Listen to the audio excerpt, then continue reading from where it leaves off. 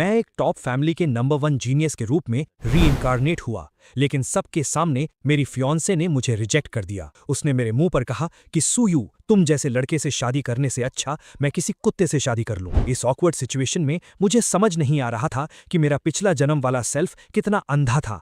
उसने इस अनग्रेटफुल लड़की को पसंद ही क्यों किया? अगर टैलेंट की बात करें तो मैं उससे कहीं ज्यादा आगे था, और फैमिली बैकग्राउंड में तो लिन फैमिली कुछ भी नहीं थी। अगर मैं उसे पसंद नहीं करता तो लिन फैमिली कब की खत्म हो चुकी होती। वो चिल्ला रही थी कि मैं यहाँ कूल बनने की कोशिश ना करूं और उसके सामने दोबारा कभी ना आऊं। उसने कहा कि वो इस एंगेजमेंट को नहीं मानती और मेरा ये चिपकू बिहेवियर उसे डिस्गस्टिंग लगता है। मैंने बोर होकर उससे कहा कि तुम बहुत लाउड हो, थोड़ा शांत रहो। एंगेजमेंट तोड़नी है तो तोड़ दो, इसमें इतना चिल्लाने की क्या जरूरत है? मेरी बात सुनकर वो शॉक रह गई। वहां खड़े भीड़ में लोग आपस में बात करने लगे कि क्या सूयू ने सच में ब्रेकअप एक्सेप्ट कर लिया है? ये क्या हो रहा है? प्लॉट ट्विस्ट कैसे आ गया? एक लड़का तो तुरंत अपने डैड को कॉल करने भाग गया ताकि वो अपनी फैमिली को इस न्यूज के बारे में अलर्ट कर सके। उसने मुझसे कहा कि सिर्फ बातों पर उसे विश्वास नहीं है, क्या मैं स्वेर कर सकता हूं?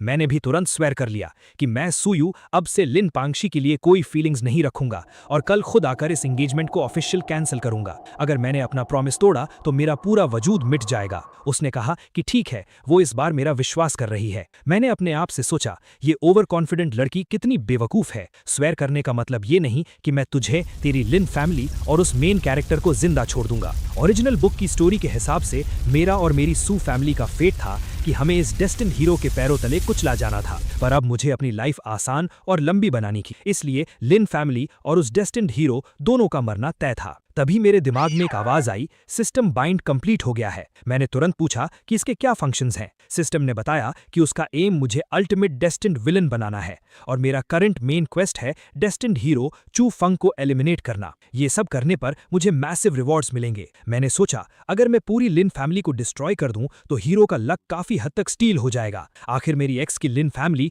मेरी सू फैमिली के रिसोर्सेज यूज करके ही तो इस चू फंग को ट्रेन कर रही थी। लिन पांगशी ने एटीट्यूड दिखाते हुए कहा कि अब बातें क्लियर हो गई हैं तो वो जा रही है और कल घर पर मेरा वेट करेगी। उसने मुझे ताना मारा कि मैं प्रॉमिस ना तोड़ूं वरना मारा जाऊंगा। जैसे ही वो मुड़ने लगी, मैंने उसे रोका। मैंने कहा कि जब तुम्हें मुझसे और मेरी फैमिली से कोई रिलेशन नहीं रखना तो तुम्हारे हाथ में जो B rank extraordinary alloy weapon है और जो रिंग तुमने पहनी है वो दोनों मुझे वापस कर दो, क्योंकि अब तुम इनके लायक नहीं हो। वो गुस्से से बोली कि सूयू, तुम्हारा क्या मतलब है? क्या तुम गिफ्ट की हुई चीजें वापस मांगते हो? मैंने कॉन्फिडेंटली रिप्लाई किया कि जब तुमने ही कहा कि तुम्हें मुझसे कोई वास्ता नहीं रखना तो मेरी सू फैमिली की चीजें मैं वापस क्यों ना लूं? और वैसे भी मैं तुमसे रिक्वेस्ट नहीं कर रहा हूं। मैंने उसे टॉन्ट किया कि क्या वो सिर्फ फ्री के बेनिफिट्स लेना चाहती है? क्या उसे लगता है कि सू फैमिली को कोई भी बुली कर सकता है? तभी वहां एक नया कैरेक्टर हीरो की एंट्री मारता है और कहता है कि क्या सू फैमिली का यंग मास्टर सिर्फ लड़कियों को बुली करना जानता है। लोगों ने तुरंत उसे पहचान लिया, ये सीनियर ईयर क्लासरूम का चू फेंग था। मैंने उससे पूछा कि उसका लिन पैंगसी के साथ क्या रिलेशन है।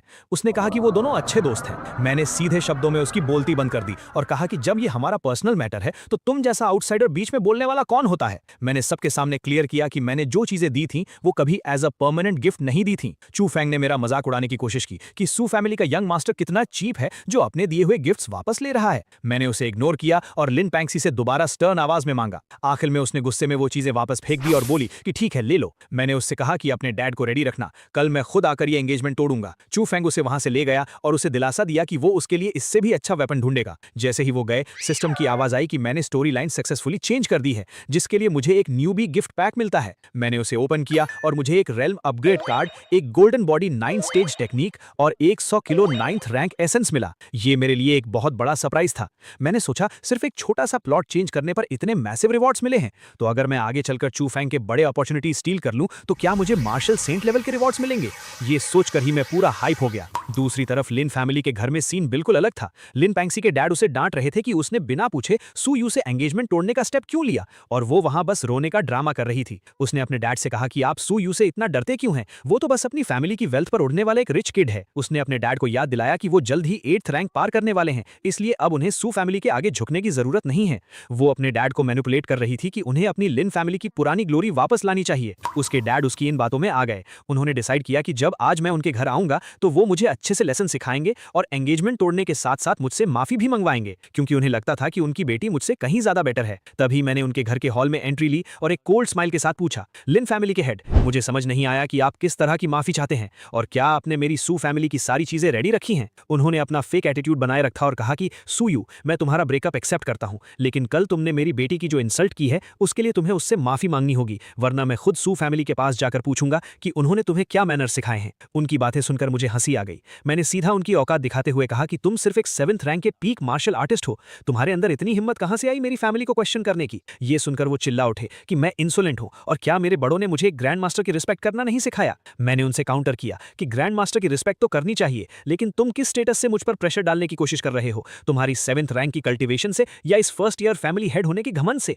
तभी वहां चू फैंग टपक पड़ा और बोला कि सुयू, तुम ग्रैंड मास्टर से ऐसी लैंग्वेज में बात नहीं कर सकते, भूलो मत कि वो पैंशी के डैड हैं। मैंने उसे कंप्लीटली इग्नोर किया। पैंशी चिल्लाकर बोली कि उसकी फैमिली ने एंगेजमेंट तोड़ना एक्सेप्ट कर लिया है, इसलिए अब हमारा कोई रिलेशन नहीं बचा और मैं यहां से जा सकता हूं। मैंने काम आवाज में कहा कि अगर ऐसी बात है तो मेरी सू फैमिली की तरफ से दिए गए सारे एंगेजमेंट गिफ्ट्स मुझे वापस चाहिए। मैंने लिस्ट गिना दी, 20 kilo 8th rank essence, 2 A rank weapons, 3 B rank weapons और कई प्रॉपर्टीज के शेयर्स। ये सब सुनते ही उनके होश उड़ गए, क्योंकि इन सबको वापस लौटाने का मतलब था कि लिन फैमिली की पूरी वेल्थ 70% तक गिर जाएगी। मैंने उनसे पूछा कि क्या उन्होंने मेरा सामान रेडी नहीं रखा। पैंशी चिल्लाने लगी कि मैं कितना बेशरम हूं। उसका कहना था कि जब ब्रेकअप मैंने खुद इनिशिएट किया है तो गिफ्ट्स वापस मांगने का मुझे कोई राइट नहीं है। चू फेंग भी बीच में अपनी हीरोगिरी दिखाते हुए बोला कि अगर मैं सच में एक मर्द हूं तो मुझे समझना चाहिए कि ब्रेकअप के बाद दाउरी वापस नहीं मांगी जाती। लिन फैमिली के हेड ने भी कह दिया कि गिफ्ट्स वापस नहीं मिलेंगे और अगर मैं अभी वहां से निकल जाऊं तो वो मेरी डिसरिस्पेक्ट को माफ कर देंगे। ये सुनकर मैं जोर से हंसने लगा।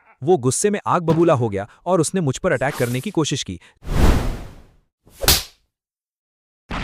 लेकिन अगले ही सेकंड मेरा 5th ग्रैंड अंकल, जो कि एक 9th रैंक का ग्रैंड मास्टर था, वहां अपीयर हुआ और उसने लिन हाउ को वहीं दबा दिया। मैंने कॉन्फिडेंटली कहा, लिन हाउ, तुम बस एक 7th रैंक के मार्शल आर्टिस्ट हो, तुम्हारी हिम्मत कैसे हुई इस यंग मास्टर पर हाथ उठाने की? इसे थप्पड़ मारो। मेरे ग्रैंड अंकल ने उसकी पूरी औकात याद दिला दी कि वो इस चीटी जैसी यूजलेस फैमिली का होकर भी हमारी सू फैमिली के खिलाफ बोल रहा है। लिन हाउ गुस्से और डर में चिल्लाया कि क्या 9th रैंक का ग्रैंड मास्टर रूल्स तोड़ना चाहता है, क्योंकि हाई रैंक एक्सपर्ट्स लो रैंक वालों को मार नहीं सकते। मेरे ग्रैंड अंकल ने स्मर्क करते हुए कहा कि जान से तो नहीं मारेंगे, लेकिन तुम्हें यहां अपने घुटनों पर बैठने पर मजबूर जरूर कर सकते हैं। और अगले ही पल लिन हाउ जमीन पर घुटनों के बल गिरा हुआ था। अपने डैड को घुटनों पर देखकर लिन पैंशी मेरे ऊपर चिल्लाने लगी। उसने कहा कि सुयू, तुम एक नंबर के जर्क हो, मेरे डैड को छोड़ दो वरना मैं जिंदगी भर तुम्हें माफ नहीं करूंगी। चू फेंग वहां आगे आया और हीरो वाले टोन में बोला कि सुयू, तुम सिर्फ अपनी फैमिली के पावर के दम पर दूसरों को बुली करते हो। आज मैं चू फेंग तुम्हें चैलेंज करता हूं, अगर तुम मर्द हो तो मेरा चैलेंज एक्सेप्ट करो। मैंने एक कोल्ड स्माइल के साथ कहा, ठीक है, मुझे तुम्हारा चैलेंज मंजूर है। हम दोनों के बीच फाइट शुरू हुई और एक ही झटके में मैंने उसकी पूरी स्पीड और पावर को काउंटर कर दिया। वो होश खो बैठा और चिल्लाया कि ये इम्पॉसिबल है, तुम 6th रैंक के मार्शल आर्टिस्ट कैसे बन गए? कल तक तो तुम सिर्फ अर्ली 5th रैंक थे। मैंने उसे मॉक करते हुए कहा कि छोटे बेवकूफ, इस दुनिया में ऐसी बहुत सी बातें हैं जो तुम्हारी समझ से बाहर हैं। मैंने ऑब्जर्व किया कि उसकी पावर ठीक ठाक थी और उसके अटैक्स में 5th रैंक जैसी स्ट्रांग मेंटल एनर्जी छुपी हुई थी। वो जमीन पर गिरते हुए चिल्लाया कि उसे ये डिफीट मंजूर नहीं है। तुरंत मेरे माइंड में सिस्टम का प्रॉम्प्ट आया। प्रोटैगनिस्ट की मेंटल स्टेट काफी डिस्टर्ब हुई है। सक्सेसफुली प्रोटैगनिस्ट को हिट करने के लिए आपको 1000 विलन पॉइंट्स मिलते हैं। मैंने मन ही मन सोचा, सिर्फ एक छोटा सा अटैक और सीधा 1000 पॉइंट्स। ये चूफेंग तो मेरे लिए एक सोने का अंडा देने वाली मुर्गी बन गया है। चूफेंग गुस्से में पागल हो गया, कहने लगा कि मैंने जरूर कोई घटिया ट्रिक यूज की है और वो दोबारा अटैक करने दौड़ा, लेकिन मैंने उसके अटैक को किसी बच्चे के खिलौने की तरह रोक लिया। मैंने उससे कहा कि मैंने गलती से तेरी थोड़ी तारीफ क्या कर दी, तू तो आसमान में उड़ने लगा, तेरी ताकत सिर्फ एक बच्चे के लेवल की है, इसका मतलब ये नहीं कि तू हम अडल्ट से टकरा सकता है। उसे जमीन पर चटाने के बाद मैं वापस लिन हाउ की तरफ मुड़ा और पूछा कि क्या अब मुझे मेरी सू फैमिली के गिफ्ट्स वापस मिलेंगे? पैंक्सी गुस्से से पागल हो रही थी, चिल्ला रही थी कि लिन फैमिली इतना बड़ा डेट क्यों बेयर करे और मुझे गालियां दे रही थी। मैंने उसकी आवाज बंद करवाई और उसके पास जाकर ध्यान से समझाया, लिन पैंक्सी, तुम गलत फहमी में हो। पहली बात, मैं यहां तुमसे कोई बार्गेन नहीं कर रहा हूं और दूसरी बात, अब तुम्हारी औकात नहीं है कि तुम मेरे सामने इस तरह चिल्ला सको। हालत हाथ से निकलते देखकर लिन हाउ चिल्लाया, स्टॉप, मैं सू फैमिली के सारे गिफ्ट्स लौटाने के लिए तैयार हूं। उसने मुझे उतनी ही वैल्यू के सारे रिसोर्सेज दे दिए। मैंने उन्हें एक्सेप्ट करते हुए कहा, बिल्कुल ठीक, हमारी सू फैमिली की चीजें ऐसे फ्री में नहीं मिलती। तभी सिस्टम की तरफ से एक और रिवॉर्ड साउंड आई। हीरोइन की फैमिली की प्रेस्टीज को सक्सेसफुली डिस्ट्रॉय करने और उनका लक कट करने के लिए आपको S rank Tian UN sword और 3000 विलन पॉइंट्स रिवॉर्ड किए जाते हैं। मैटर सॉल्व होने के बाद मैं मुस्कुराकर उनसे विदा ली। जाते जाते मैंने उन्हें वो 9th रैंक एसेंस दिखाया और टॉन्ट मारते हुए कहा कि वैसे कितने दुख की बात है, मैं ये प्रेशियस एसेंस लिन फैमिली के हेड को गिफ्ट करना चाहता था, लेकिन अब तुम इसके लायक नहीं रहे। मैंने सबके सामने ओपनली अनाउंस कर दिया कि आज से सू फैमिली और लिन फैमिली के बीच कोई कनेक्शन नहीं होगा। सारे बिजनेस टाइज कट।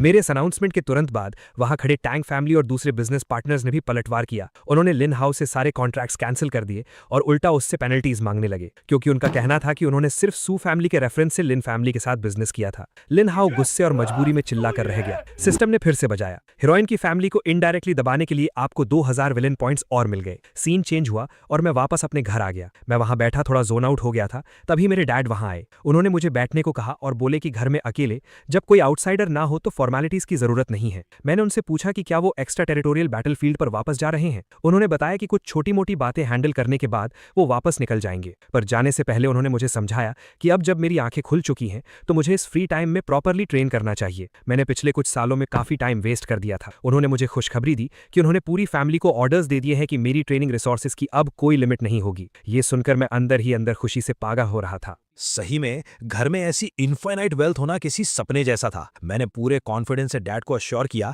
कि इस बार मैं क्योटो मार्शल आर्ट्स यूनिवर्सिटी के ग्रेजुएशन एग्जाम में टॉप पोजीशन लेकर आऊंगा। डैड ने एक प्राउड स्माइल दी और कहा कि अब वो टेंशन फ्री हैं और मुझे लिन फैमिली के बारे में सोचने की कोई जरूरत नहीं है। उन्होंने पहले ही अपने लोगों को उनका सफाया करने का ऑर्डर दे दिया है। जब मैं अकेला था मैंने अपना स्टैट्स पैनल ओपन किया। मुझे पता था कि ये सारे विलन पॉइंट्स सिस्टम की शॉप में काम आएंगे। जब मैंने शॉप चेक की तो वहां ऐसे लेजेंडरी आइटम्स थे जिन्हें देखकर किसी भी हाई लेवल मार्शल सेंट की आंखें खुली की खुली रह जाएं। पर मैं बिल्कुल रिलैक्स था, क्योंकि मुझे पता था कि आगे चलकर चू फंग के पास आने वाली सारी हिडन अपॉर्चुनिटीज को मैं चुरा लेने वाला हूं, तो पॉइंट्स की तो कमी आने ही वाली नहीं थी। मैंने प्लान बनाया कि इन पर थोड़ा और प्रेशर डाला जाए। मैंने अपने एक सबऑर्डिनेट को कॉल किया और ऑर्डर दिया कि मीडिया में ब्रेकअप की खबर स्प्रेड कर दो, लेकिन ट्विस्ट ये डालना कि लिन पैंगशी और चू फंग का चक्कर चल रहा था और लिन फैमिली ओपनली इस चू फंग पर अपना पैसा उड़ा रही थी। उसने तुरंत ऑर्डर एक्सेप्ट किया और जल्द ही हर जगह न्यूज हेडलाइंस बन गई। शॉकिंग, लिन फैमिली की शहजादी ने एंगेजमेंट तोड़ी क्योंकि वो सीक्रेटली किसी और आदमी को स्पॉन्सर कर रही थी। लोग आर्टिकल्स पढ़कर उनका मजाक उड़ाने लगे कि बाहर से इतनी इनोसेंट दिखने वाली लड़की अंदर से इतने गेम्स खेल रही थी। अगले ही दिन लिन पैंगशी गुस्से से भरी हुई मेरे पास आई। वो चिल्ला रही थी कि सूयू, तुम एक नंबर के जर्क हो। तुमने मेरे और चू फंग के बारे में इतनी घटिया बातें फैलाकर मेरा नाम खराब कर दिया है। मुझे आज के आज एक एक्सप्लेनेशन चाहिए। मैंने फुल इनोसेंट होने की एक्टिंग करते हुए उससे पूछा, कैसा एक्सप्लेनेशन? मैंने थोड़ी ना मीडिया से कुछ कहा है। सबको पता है कि हमारा ब्रेकअप लोगों के सामने हुआ था, और वैसे भी जब तुम्हारी एंगेजमेंट मेरे साथ हो चुकी थी तब तुम उस चू फंग के इतना क्लोज क्यों घूमती थी? क्या इसमें तुम्हारी थोड़ी सी भी गलती नहीं है? उसने रोते हुए चिल्लाया कि वो और चू फंग सिर्फ अच्छे दोस्त हैं और लोगों की सोच इतनी घटिया है। मैंने कोल्डली रिप्लाई किया कि लोगों की सोच कैसी भी हो, मुझे उससे क्या फर्क पड़ता है। अब जब हमारा कोई कनेक्शन नहीं बचा है तो तुम मेरी नजरों से दूर हो जाओ। तुम्हें कोई राइट नहीं है यहां आकर मुझसे क्वेश्चंस पूछने का। वो रोने लगी और मुझे कोसने लगी कि वो मुझे कभी माफ नहीं करेगी। मैंने उसकी तरफ देखा भी नहीं और सिंपली गुड बाय कह दिया। वहां आसपास खड़े स्टूडेंट्स उसे और उसके उस अच्छे दोस्त को देखकर बुरी तरह ट्रोल करने लगे। स्टोरी शिफ्ट होती है मेरी यूनिवर्सिटी की तरफ। हमारे टीचर ने अनाउंस किया कि ग्रेजुएशन एग्जाम में अब सिर्फ 9 दिन बचे हैं और हमारी फाइनल क्लोज ट्रेनिंग शुरू हो चुकी है। आने वाले 8 दिनों के बाद हेवनली रैंकिंग डिसाइड की जाएगी। जो भी स्टूडेंट फर्स्ट पोजीशन पर आएगा उसे एक 9th रैंक एसेंस, एक A रैंक एलॉय वेपन, एक pure 9th rank grand master की डायरेक्ट ट्रेनिंग और साथ ही मिलिट्री में एक ल्यूटेनेंट की रैंक दी जाएगी। सेकंड और थर्ड आने वालों को भी 8th रैंक के रिसोर्सेज और सेकंड ल्यूटेनेंट की रैंक मिलेगी। उसी दौरान मैंने चू फंग की तरफ नोटिस किया और उसका ऑरा पहले से काफी अलग लग रहा था। वो ऑलरेडी 5th रैंक के मिड स्टेज तक पहुंच चुका था। मैंने अपने आप से कहा, कमाल है, एक नंबर का डेस्टिन प्रोटैगनिस्ट है ये। कुछ ही दिनों में सीधा एक बड़ा रैंक अपग्रेड कर लिया। उसकी स्पीड बिल्कुल अनरियल थी। मुझे रियलाइज हो गया था कि मैं इस चू फंग को आराम से लेवल अप करने नहीं दे सकता। मुझे उसके आगे आने वाले सारे अपॉर्चुनिटीज और लक को कट करना पड़ेगा। वहीं मीटिंग खत्म होती है और सब डिसबैंड हो जाते हैं। दूसरी तरफ चू फंग जोरों शोर से ट्रेनिंग में लगा हुआ था, पूरा फोकस अपनी ताकत बढ़ाने में, और अचानक उसने एक और ब्रेक थ्रू अचीव कर लिया। वो 5th रैंक के लेट स्टेज में पहुंच गया। उसकी आंखों में एक अजीब सा घमंड था और वो अपने आप से बोला कि अब चाहे 6th रैंक के अर्ली स्टेज वाले सामने आए, वो भी उसका सामना नहीं कर सकते। उसने कसम खाई कि वो मुझे अपने पैरों तले कुचल देगा और अपने उस पहले वाले थप्पड़ का बदला ले। फिर तो जैसे चू फंग बिल्कुल पागल ही हो गया। एक ही दिन के अंदर उसने हेवनली रैंकिंग के नंबर 9 को डिफीट कर दिया। उसने ओपनली अनाउंस किया कि ये नंबर 9 तो सिर्फ एक शुरुआत है, अब वक्त आ गया है कि रैंकिंग का नंबर 1 ये किंग भी अपनी जगह से हटे। उसने ये किंग को चैलेंज किया। पूरा ग्राउंड क्राउड से भरा हुआ था और सब ये किंग को चीयर कर रहे थे।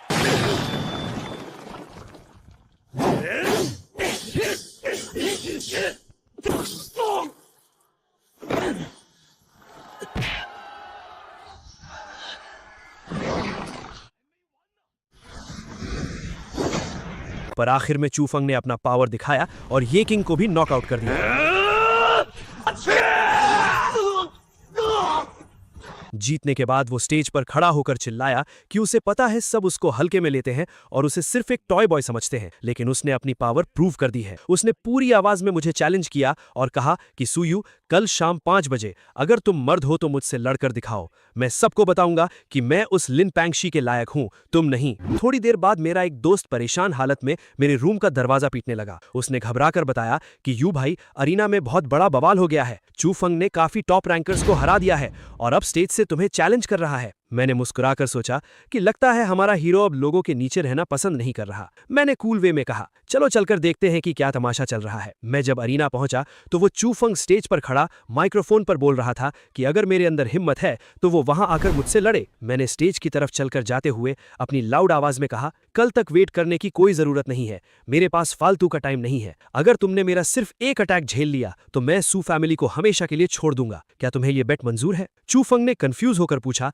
कि मैं रिटर्न में क्या बेट चाहता हूं। उसने क्लियरली कह दिया कि अगर मैं उससे पैंगशी को छोड़ने के लिए कहूंगा तो वो ये नहीं करेगा। मैंने हंसकर उसकी धज्जियां उड़ा दी और कहा, मेरी ऐसी थर्ड क्लास औरत में कोई इंटरेस्ट नहीं है। मैं इस बेट में तुमसे कुछ नहीं मांग रहा क्योंकि तुम्हारी खुद की कोई वैल्यू नहीं है। ये बेट तो बस इसलिए है ताकि मैं तुम्हारा ये अनोइंग बोलना बंद करवा सकूं। चूफंग गुस्से में आकर बोला कि फालतू बातों का कोई फायदा नहीं, अभी इसी वक्त लड़ते हैं। दोनों स्टेज पर आमने सामने खड़े थे। उसने अपनी स्वॉर्ड निकाली और चिल्लाया कि सुयू, ये स्ट्राइक मेरे उस पुराने थप्पड़ का बदला है। उसने अपना ultimate star sword art use किया और हवा में जंप लगाकर मेरे सर के ऊपर से अटैक करने लगा। मैंने बिल्कुल बोल्ड टोन में कहा, मेरे अंदर एक प्रॉब्लम है कि मुझे पसंद नहीं कि कोई मेरे सर के ऊपर उड़ने की कोशिश करे। वो एटीट्यूड में चिल्ला रहा था कि मैं इस अटैक को डिफेंड नहीं कर पाऊंगा और मुझे सरेंडर कर देना चाहिए। मैंने सिर्फ एक वर्ड कहा, नॉइजी, और एक छोटी सी मूवमेंट के साथ मैंने उसके इस सबसे स्ट्रॉन्ग अटैक को मिट्टी में मिला दिया। चूफैंग शॉक से पागल हो गया कि ये कैसे पॉसिबल है। मैंने उसे याद दिलाया, मैंने कहा था ना कि मुझे पसंद नहीं कोई मेरे सर पे चढ़े।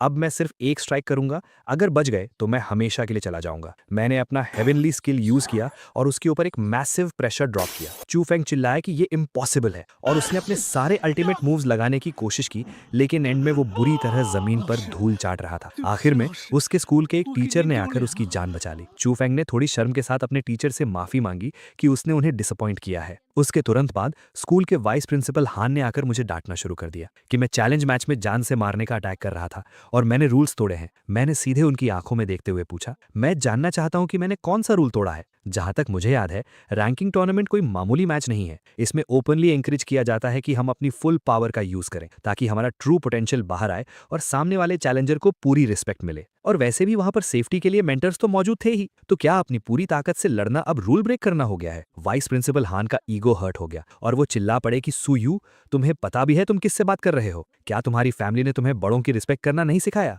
मैंने स्मर्क करते हुए शांति से जवाब दिया, हमारी सू फैमिली के रूल्स बहुत स्ट्रिक्ट है और हम हमेशा उन सीनियर्स की रिस्पेक्ट करते हैं जो उसके लायक होते हैं, लेकिन उन लोगों के लिए जो एक टीचर के टाइटल को डिजर्व नहीं करते, मैं उन्हें एल्डर मानना जरूरी नहीं समझता। ये सुनते ही हान गुस्से से आग बबूला हो गए और बोले कि वो देखते हैं कि मुझे इतनी हिम्मत कहां से मिली है। उनकी पावर बढ़ती देख मैंने उन्हें डायरेक्टली वार्निंग दे दी। मैंने कहा कि अगर आपने अपनी 8 रैंक की स्ट्रेंथ यूज करके मुझ पर अटैक किया तो अपनी मौत के लिए तैयार रहना। मेरी सू फैमिली किसी पर बिना वजह जुल्म नहीं करती, लेकिन हम किसी से डरते भी नहीं। अगर मेरी कोई मिस्टेक होती तो आप मुझे मार सकते थे और हमारी फैमिली एक लफ्ज नहीं कहती, लेकिन अगर आपने बिना किसी प्रूफ के मुझ पर अटैक किया तो सॉरी टू से, पर हमारी सू फैमिली के सारे मार्शल सेंट्स, 9th रैंक और 8th रैंक के वॉरियर्स आपको मिट्टी में मिला देंगे। वाइस प्रिंसिपल हान जोर से हंसने लगा और बोला कि एक छोटा सा बच्चा पूरी सू फैमिली को रिप्रेजेंट नहीं कर सकता। मैंने भीड़ में खड़े अपने भाइयों की तरफ देखा और पूछा, मेरे भाइयों, अगर इस वाइस प्रिंसिपल ने मुझे बिना किसी रूल तोड़े मार दिया तो तुम लोग क्या करोगे? मेरे इस सवाल पर सभी ने एक साथ शेर की तरह दहाड़ कर कहा कि अगर हमारी फैमिली के किसी भी मेंबर को अन्याय से मारा गया तो पूरी फैमिली अपना सब कुछ लगाकर इस आदमी और इसकी ब्लड लाइन का नामो निशान मिटा देगी। इस धमाके के बीच मेरे सेकंड ग्रैंड अंकल भी वहां आ पहुंचे। उन्होंने अपनी डीप और स्ट्रांग आवाज में कहा कि हान वाइस प्रिंसिपल, मैं भी यहाँ हूँ, मुझे भी सुनना है कि मेरे पोते ने आखिर कौन सा गुनाह किया है। अगर इसने रूल्स तोड़े हैं तो इसे सूली पर चढ़ा दो, सू फैमिली कभी शिकायत नहीं करेगी। लेकिन अगर आप रीजन नहीं दे पाए तो चाहे हमें सेंट ये जैसे लेजेंड से दुश्मनी करनी पड़े, हम आपसे बदला जरूर लेंगे। ये सुनते ही वाइस प्रिंसिपल का पसीना छूट गया। वो थोड़ा स्टटर करते हुए बोला कि ये एक स्कूल है और रूल ब्रेकर्स को पनिश करना स्कूल का राइट है। मैंने डायरेक्ट स्कूल के मेन प्रिंसिपल की तरफ देखा जो वहां आ चुके थे और पूछा कि प्रिंसिपल सर, आप बताएं कि क्या मैंने कुछ गलत किया है। हेवनली रैंकिंग के नंबर 1 ने मुझे चैलेंज किया और एज अ लोअर रैंकर मैंने अपनी पूरी ताकत लगाई। इसमें किस रूल का वायलेशन हुआ है? जब कोई रूल नहीं टूटा तो ये वाइस प्रिंसिपल मुझे किस बात की सजा देना चाहते हैं? प्रिंसिपल ने अग्री किया और वाइस प्रिंसिपल हान को पब्लिक के सामने मजबूर होना पड़ा ये कहने के लिए कि उन्होंने मुझे फॉल्सली अक्यूज किया है और वो माफ मांगते हैं। लेकिन मैंने कोल्डली आंसर दिया कि मुझे आपकी ये सॉरी एक्सेप्ट नहीं है। मेरे ग्रैंड अंकल ने एक ही झटके में हान पर एक बड़ा स्ट्राइक किया। उन्होंने कहा कि मेरी सू फैमिली पर कीचड़ उछालने की कीमत सिर्फ एक नकली माफी से नहीं चुकाई जा सकती और ये थप्पड़ एक मार्शल सेन फैमिली को डिसरेस्पेक्ट करने का नतीजा है। अपने टीचर को पिटता देखकर चू फोंग का हीरो मोड ऑन हो गया। उसने एक ड्रामेटिक लाइन मारी, सू यू, इस दिन को याद रखना, 30 साल नदी के इस पार और 30 साल उस पार। आज तुमने अपनी फैमिली की बैकिंग का फायदा उठाकर मुझे और मेरे टीचर को झुकाया है, पर एक दिन मैं खुद आकर अपने इस इंसल्ट का बदला लूंगा। मैंने बस उसकी इस मूवी जैसी डायलॉग डिलीवरी पर हंस दिया और कहा कि ठीक है बच्चे, तब तक जी जान से मेहनत करते रहना। आखिर में प्रिंसिपल ने स्ट्रिक्टली अनाउंस कर दिया कि इस चैलेंज के ट्रू विनर्स सू यू हैं। प्रिंसिपल ने एक और शॉकिंग खबर सुनाई। उन्होंने अनाउंस किया कि कल रैंकिंग लॉक होने के बाद टॉप 20 स्टूडेंट्स को हमारे 9th रैंक्ड ओल्ड प्रिंसिपल के मार्शल आर्ट्स की लेगेसी को इनहेरिट करने का चांस मिलेगा। ये सुनकर पूरे क्राउड में आग लग गई। सब एक्साइट हो गए क्योंकि एक 9th रैंक्ड ग्रैंड मास्टर की इनहेरिटेंस बाकी सभी आइटम से ज्यादा प्रेशियस थी। फिर प्रिंसिपल ने सेफली और पोलाइटली मेरे फैमिली एल्डर्स को वहां से निकलने का रिक्वेस्ट किया और अश्योरेंस दी कि मेरी सेफ्टी की रिस्पॉन्सिबिलिटी अब उनकी है। उनके जाने के बाद प्रिंसिपल ने वीपी हान को डायरेक्टली वार्न किया कि अपने दिमाग से कोई भी असैसिनेशन प्लान निकाल देना, वरना तुम्हारी मदद कोई मिनिस्टर भी नहीं कर पाएगा। फिर उन्होंने मुझे वापस आकर प्रॉपर्ली रेस्ट लेने को कहा और बताया कि परसों स्कूल के पीछे वाले नर्सिंग होम में गैदर होना है। वापस आते ही मेरे दिमाग में सिस्टम की आवाज गूंजी जिसने मुझे पूरे 15,000 villain points, 10 points heaven and earth power, एक टियानुआन पिल और एक सोल सेवरिंग क्रिस्टल का रिवॉर्ड दिया। ये सब देखकर मेरी खुशी का ठिकाना नहीं था। इस बार तो छप्पर फाड़ कर प्रॉफिट हुआ था। मैंने अपनी अगली स्ट्रैटेजी डिसाइड की। जैसे ही मैं आउटर डायमेंशनल बैटलफील्ड में मार्शल गॉड का ट्रेजर हासिल करूंगा, उस दिन के बाद इस हीरो चू फोंग का इस दुनिया में जिंदा रहने का कोई मतलब नहीं रह जाएगा। रात को मैंने अपना स्टैट्स पैनल ओपन किया। मुझे नेक्स्ट लेवल में कंप्लीटली एक परफेक्ट ब्रेक थ्रू चाहिए था और इसके लिए मेरी फिजिकल कंडीशन पीक पर होनी जरूरी थी। मैंने ब्लड वाइटैलिटी मास्टरी को बूस्ट करने का ऑप्शन सिलेक्ट किया। सिस्टम ने बताया कि मास्टरी को 100% तक बढ़ाने के लिए 2900 पॉइंट्स लगेंगे। मैंने विदाउट हेजिटेशन पॉइंट्स खर्च कर दिए और अचानक मेरी बॉडी में एक अनरियल एनर्जी दौड़ने लगी। तब मुझे समझ आया कि सारे मेन कैरेक्टर्स ब्रेक थ्रू से पहले 90% के ऊपर क्यों रहते हैं। उस अल्टीमेट पावर की फीलिंग ही अलग थी। मेरे ब्रेक थ्रू की एनर्जी इतनी मैसिव थी कि वो एक फिनोमिनन बन गई और बाहर लोगों को नोटिस होने लगी।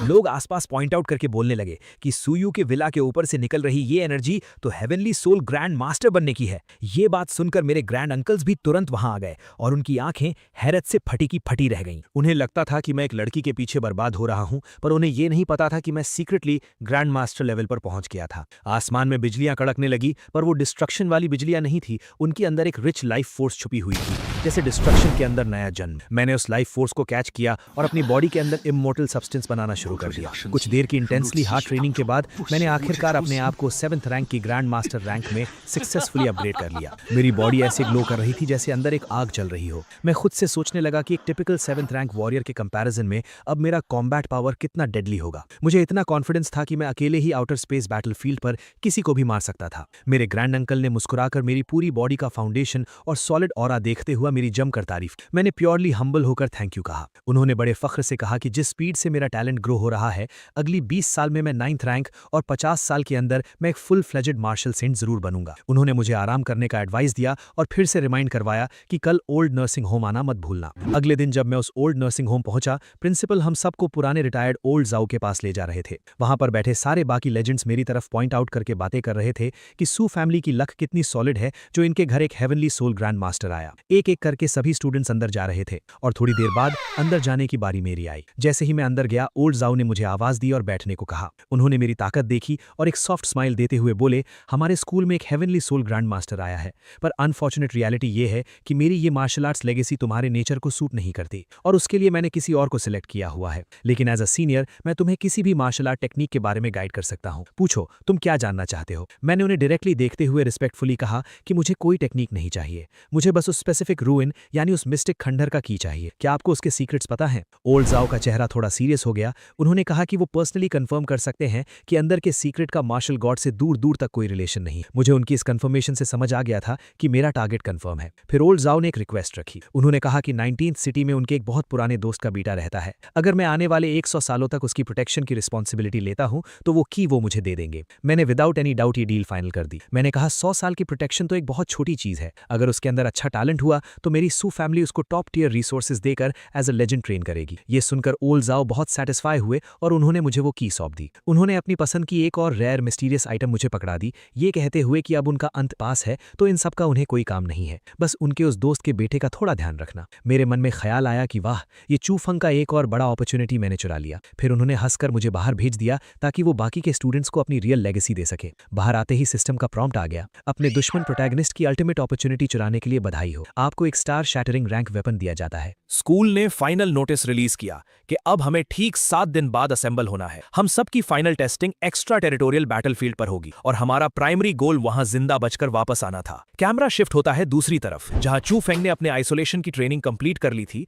और सीधा लिन फैमिली के दरवाजे पर उनसे मिलने आया। लिन हाओ और उसके मेंबर्स ने उसको वीआईपी की तरह अंदर इनवाइट किया। लिन हाओ ने अपने घर वालों को प्राउडली कहा, देखा, मैं तुम लोगों से पहले ही कह रहा था कि उसको अपना प्रेशियस बी रैंक वेपन देकर मैंने कोई गलती नहीं की। चू फेंग ने बहुत आदर भरे स्वर में कहा कि अगर सू फैमिली की इतनी बड़ी थ्रेट के बाद भी उन्होंने उसका सपोर्ट ना किया होता तो उसका यह अचीवमेंट पॉसिबल नहीं था। फिर उसने लिन पैंगशी की आंखों में देखते हुए कहा, मैं वापस आ गया हूं और अब मेरी सारी जिंदगी सिर्फ तुम्हें प्रोटेक्ट करने में जाएगी, कोई भी तुम्हें दुख नहीं दे पाएगा। वो ब्लश करने लगी। लिन हाओ ने जल्दी से बीच में बोलते हुए उसे बैठने को कहा और रिक्वेस्ट की कि एक्स्ट्रा टेरिटोरियल बैटलफील्ड में वो उनकी बेटी और लिन फैमिली के बाकी स्टूडेंट्स का ध्यान रखें। चू फेंग ने दिल पर हाथ रखकर कहा कि जिस फैमिली ने उस पर इतना बड़ा एहसान किया है वो उन्हें कभी भूल नहीं सकता। इसके बाद चू फेंग ने अपने मास्टर प्लान को रिवील किया। उसने बताया कि कैसे लोग और नॉर्मल स्टूडेंट्स सू फैमिली की गुंडागर्दी और उनके उस एटीट्यूड से नफरत करने लगे हैं जहां वो अपने आप को सभी से ऊपर समझते हैं। चू फेंग ने लिन हाओ को एक स्पेशल अलायंस बनाने का आइडिया दिया जिसमें सारी सेकंड और थर्ड टियर फैमिलीज एकजुट होकर इन टॉप लेवल एलीट्स और सू फैमिली के खिलाफ आउटर बैटलफील्ड में खड़ी होंगी। लिन हाओ खुशी से राजी हो गया और उन अलायंस को असेंबल करने की रिस्पॉन्सिबिलिटी ले ली। पूरा एटमॉस्फेयर काफी पॉजिटिव हो गया और फाइनली लिन हाओ वहां से खिसक गया ये बोलकर कि तुम दोनों यंगस्टर्स कितने दिनों बाद मिले हो तो थोड़ी देर गार्डन में अकेले बैठकर टाइम स्पेंड करो। कुछ दिन गुजरने के बाद हम सबकी यूनिवर्सिटी की team finally extra territorial battlefield की तरफ रवाना हो गई। मैंने अपने आप से मन में डिसाइड कर लिया था कि अब वक्त आ गया है सबको दिखाने का कि एक सच्ची मार्शल सेंट फैमिली की धांसू ताकत क्या होती है। रस्ते में हेड ऑफिसर ने एक लंबा मोटिवेटिंग स्पीच दिया। उसने सबसे कहा कि तुम सब आने वाले ड्रैगन कंट्री के फ्यूचर पिलर्स हो, लेकिन ये बैटलफील्ड बच्चों का खेल नहीं है। यहाँ एलियन रेसेस के एक्सपर्ट से तुम्हारी सीधी टक्कर होगी जिन्होंने मौत को बहुत करीब से देखा है। उसने बताया कि जो लोग इस ब्लड बाथ को सर्वाइव कर लेंगे वो कंफर्म 6th रैंक या 7th रैंक के स्ट्रॉन्ग ग्रैंड मास्टर बनकर लौटेंगे। उसने सबको जिंदा वापस आने की विश दी। कुछ वक्त के ट्रैवल के बाद हम सब आखिर उस मिस्टीरियस जगह the 10,000 year loan city land हुए। वहां पर 9th सिटी के जनरल किन तुओ ने हमारा लाउडली स्वागत किया। उन्होंने बताया कि हमारी बेसिक अकोमोडेशन का इंतजाम कर लिया गया है और सब लोग आराम करने के बाद ठीक 5 बजे प्लाजा के मेन एरिया में इकट्ठे होंगे। वहां जाते हुए बीच रास्ते में हीरो चू फेंग मेरे पास आया और सीधे मुंह बोलने लगा, सुयू, अब हम आउटर स्पेस बैटलफील्ड में आ चुके हैं। यहां पर मैं तुम्हें समझाऊंगा कि आम लोगों की यूनियन में कितनी पावर होती है। तुम जैसा घमंडी रिच किड सिर्फ मनी पर फोकस करता है, पर तुम्हें जनरल पब्लिक और वॉरियर्स की सपोर्ट कभी नहीं मिलेगी। मेरा सबॉर्डिनेट चू फेंग को घूर कर मुझे धीरे से बोला कि बॉस, आखिर लोगों को ये क्यों लगता है कि इन्होंने हमें बॉयकॉट किया है, बल्कि असली रियलिटी तो कुछ और ही है। मैंने स्माइल करते हुए एक ठंडी आवाज में जवाब दिया, शायद इन गधों को अपने ऊपर कुछ ज्यादा ही कॉन्फिडेंस आ गया है। थोड़ी देर में ही चू फेंग ने दूसरी यूनिवर्सिटीज और नॉर्मल फैमिलीज के स्टूडेंट्स से नेटवर्क करना शुरू कर दिया। उसकी नजर मिलिट्री एकेडमी के एक स्टूडेंट फैंग हाओ पर पड़ी। उसने उसके पास जाकर खुद को इंट्रोड्यूस किया कि अगले 4 साल तक हमें मिलकर एक दूसरे की सपोर्ट करनी है।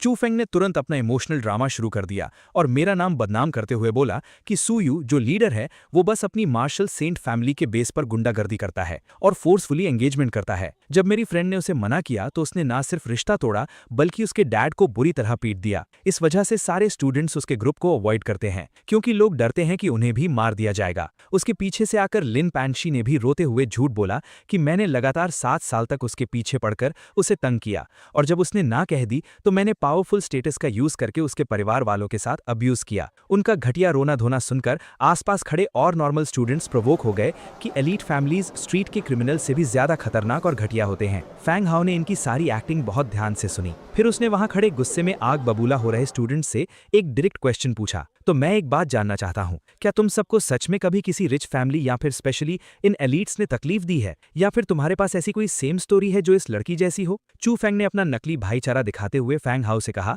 कि इन एलीट लोगों के नेचर बहुत एक्सट्रीम होते हैं और तुम्हें धोखेबाजी से सावधान रहना चाहिए। लेकिन फैंग हाओ का एक्सप्रेशन कंप्लीटली चेंज हो गया और उसने एक लाउड और बोल्ड वॉइस में मेरी तरफ देखकर पुकारा, बॉस सू, तो क्या मार्केट में उड़ रही खबरों में आने वाला वो नया टॉय बॉय और आप पर एटीट्यूड दिखाने वाली घटिया औरत यही दोनों हैं? भाई ये तो बिल्कुल परफेक्ट जोड़ी लग रही है। चू फेंग हकलाते हुए बोला कि ये तुम क्या बोल रहे हो और उसका मतलब क्या है? फैंग हाओ एक जबरदस्त हंसी देकर बोला कि मेरा सिंपल मतलब यही है कि मैं तुम पर और तुम्हारी साइड में खड़ी इस फेक औरत पर पूरे दिल से हंस रहा हूं। फिर फैंग हाओ अपनी एकेडमी के बाकी लॉन्डों की तरफ मुड़ा और चिल्लाकर पूछा कि भाइयों और मेरे एकेडमी के सोल्जर्स, मुझे इस एक डाउट का आंसर देना, तुम इन लोगों पर विश्वास करते हो या अपने बॉस सूयू पर? मैंने भीड़ की तरफ कदम बढ़ाते हुए उन्हें उस कुएं के मेंढक की कहावत सुनाई। मैंने उन लोगों की आंखों में झांकते हुए पूछा कि क्या तुम सबको सच्ची में लगता है कि तुम्हारे चंद खोखले शब्दों से पूरी दुनिया को बेवकूफ बनाया जा सकता है? चू फेंग का पसीना निकल गया और वो बोला कि सूयू, आखिर तुमने ये कौन सा नया प्लान तैयार कर लिया है? फैंग हाओ ने अकड़ते हुए जवाब दिया, भूल जाओ कि यहाँ किसी ने गेम खेला है।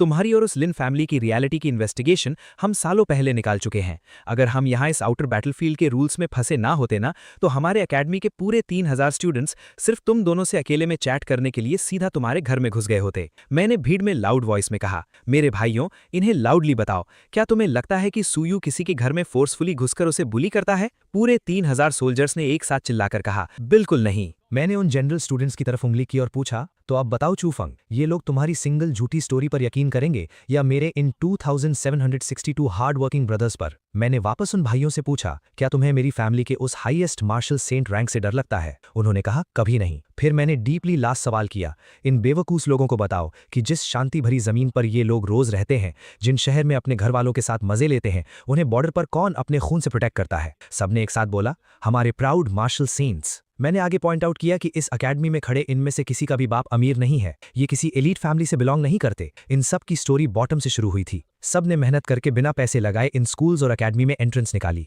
और इन्होंने अपनी ये हार्ड वर्किंग फेट हम जैसे टॉप फैमिलीज की चैरिटी और बेसिक रिसोर्सेज से बिल्ड की है। हमने इनसे कभी बदले में कुछ मांगा तक नहीं। हमारी मदद से ये अपग्रेड होकर अपने देश के पूरे पिलर्स बन जाते हैं। तो क्या इनमें से किसी के चेहरे पर मेरे या एलीट फैमिलीज के अगेंस्ट गुस्सा दिख रहा है? हम इनको दबाकर रखते हैं। मैंने लाउडली तमाचा मारते हुए पूछा, जब एक अच्छी कंडीशन से उठने वाला चू फेंग जैसा बंदा खुद को गरीब विक्टिम बुलाता है, तो फिर इन सच्चाई में ग्राउंड से उठे हुए गरीबों का टैग आखिर क्या बनेगा? फैंग हाओ ने आगे जाते हुए चू फेंग को अल्टीमेट रियलिटी हिट की। उसने कहा, बॉस सू बिल्कुल ठीक कह रहे हैं, तुम्हें किसी एलीट ने परेशान नहीं किया है, और तुम लोग सिर्फ इंटरनेट ट्रेंड्स फॉलो करके एलीट से नफरत कर रहे हो। ध्यान से सुनना तुम सबके सब, ये एकेडमी सूयू की इज्जत उसके बाप की रैंक के बेस पर नहीं करती है। हमारी औकात सूयू ने फ्रेशमैन कॉलेज के फर्स्ट ईयर में ही दिखा दी थी। सिर्फ सेम जनरल पावर लेवल का यूज करते हुए बॉस सू ने ग्राउंड में अकेले उतरकर पूरे 3000 स्टूडेंट्स की हड्डियां तोड़ डाली थी और एक रिकॉर्ड फाइट में कभी नहीं हारे थे। तुम बच्चे लोगों को क्या इस अल्टीमेट रॉ पावर के लेवल डिफरेंस का अंदाजा भी है? उस शांति भरे शॉक के बाद मेरी आंखों के सामने फिर से सिस्टम पॉपअप फ्लैश हुआ। नोटिस, मेन कैरेक्टर चू फेंग की ओवरऑल इज्जत पूरी तरह मिट्टी में मिल गई है।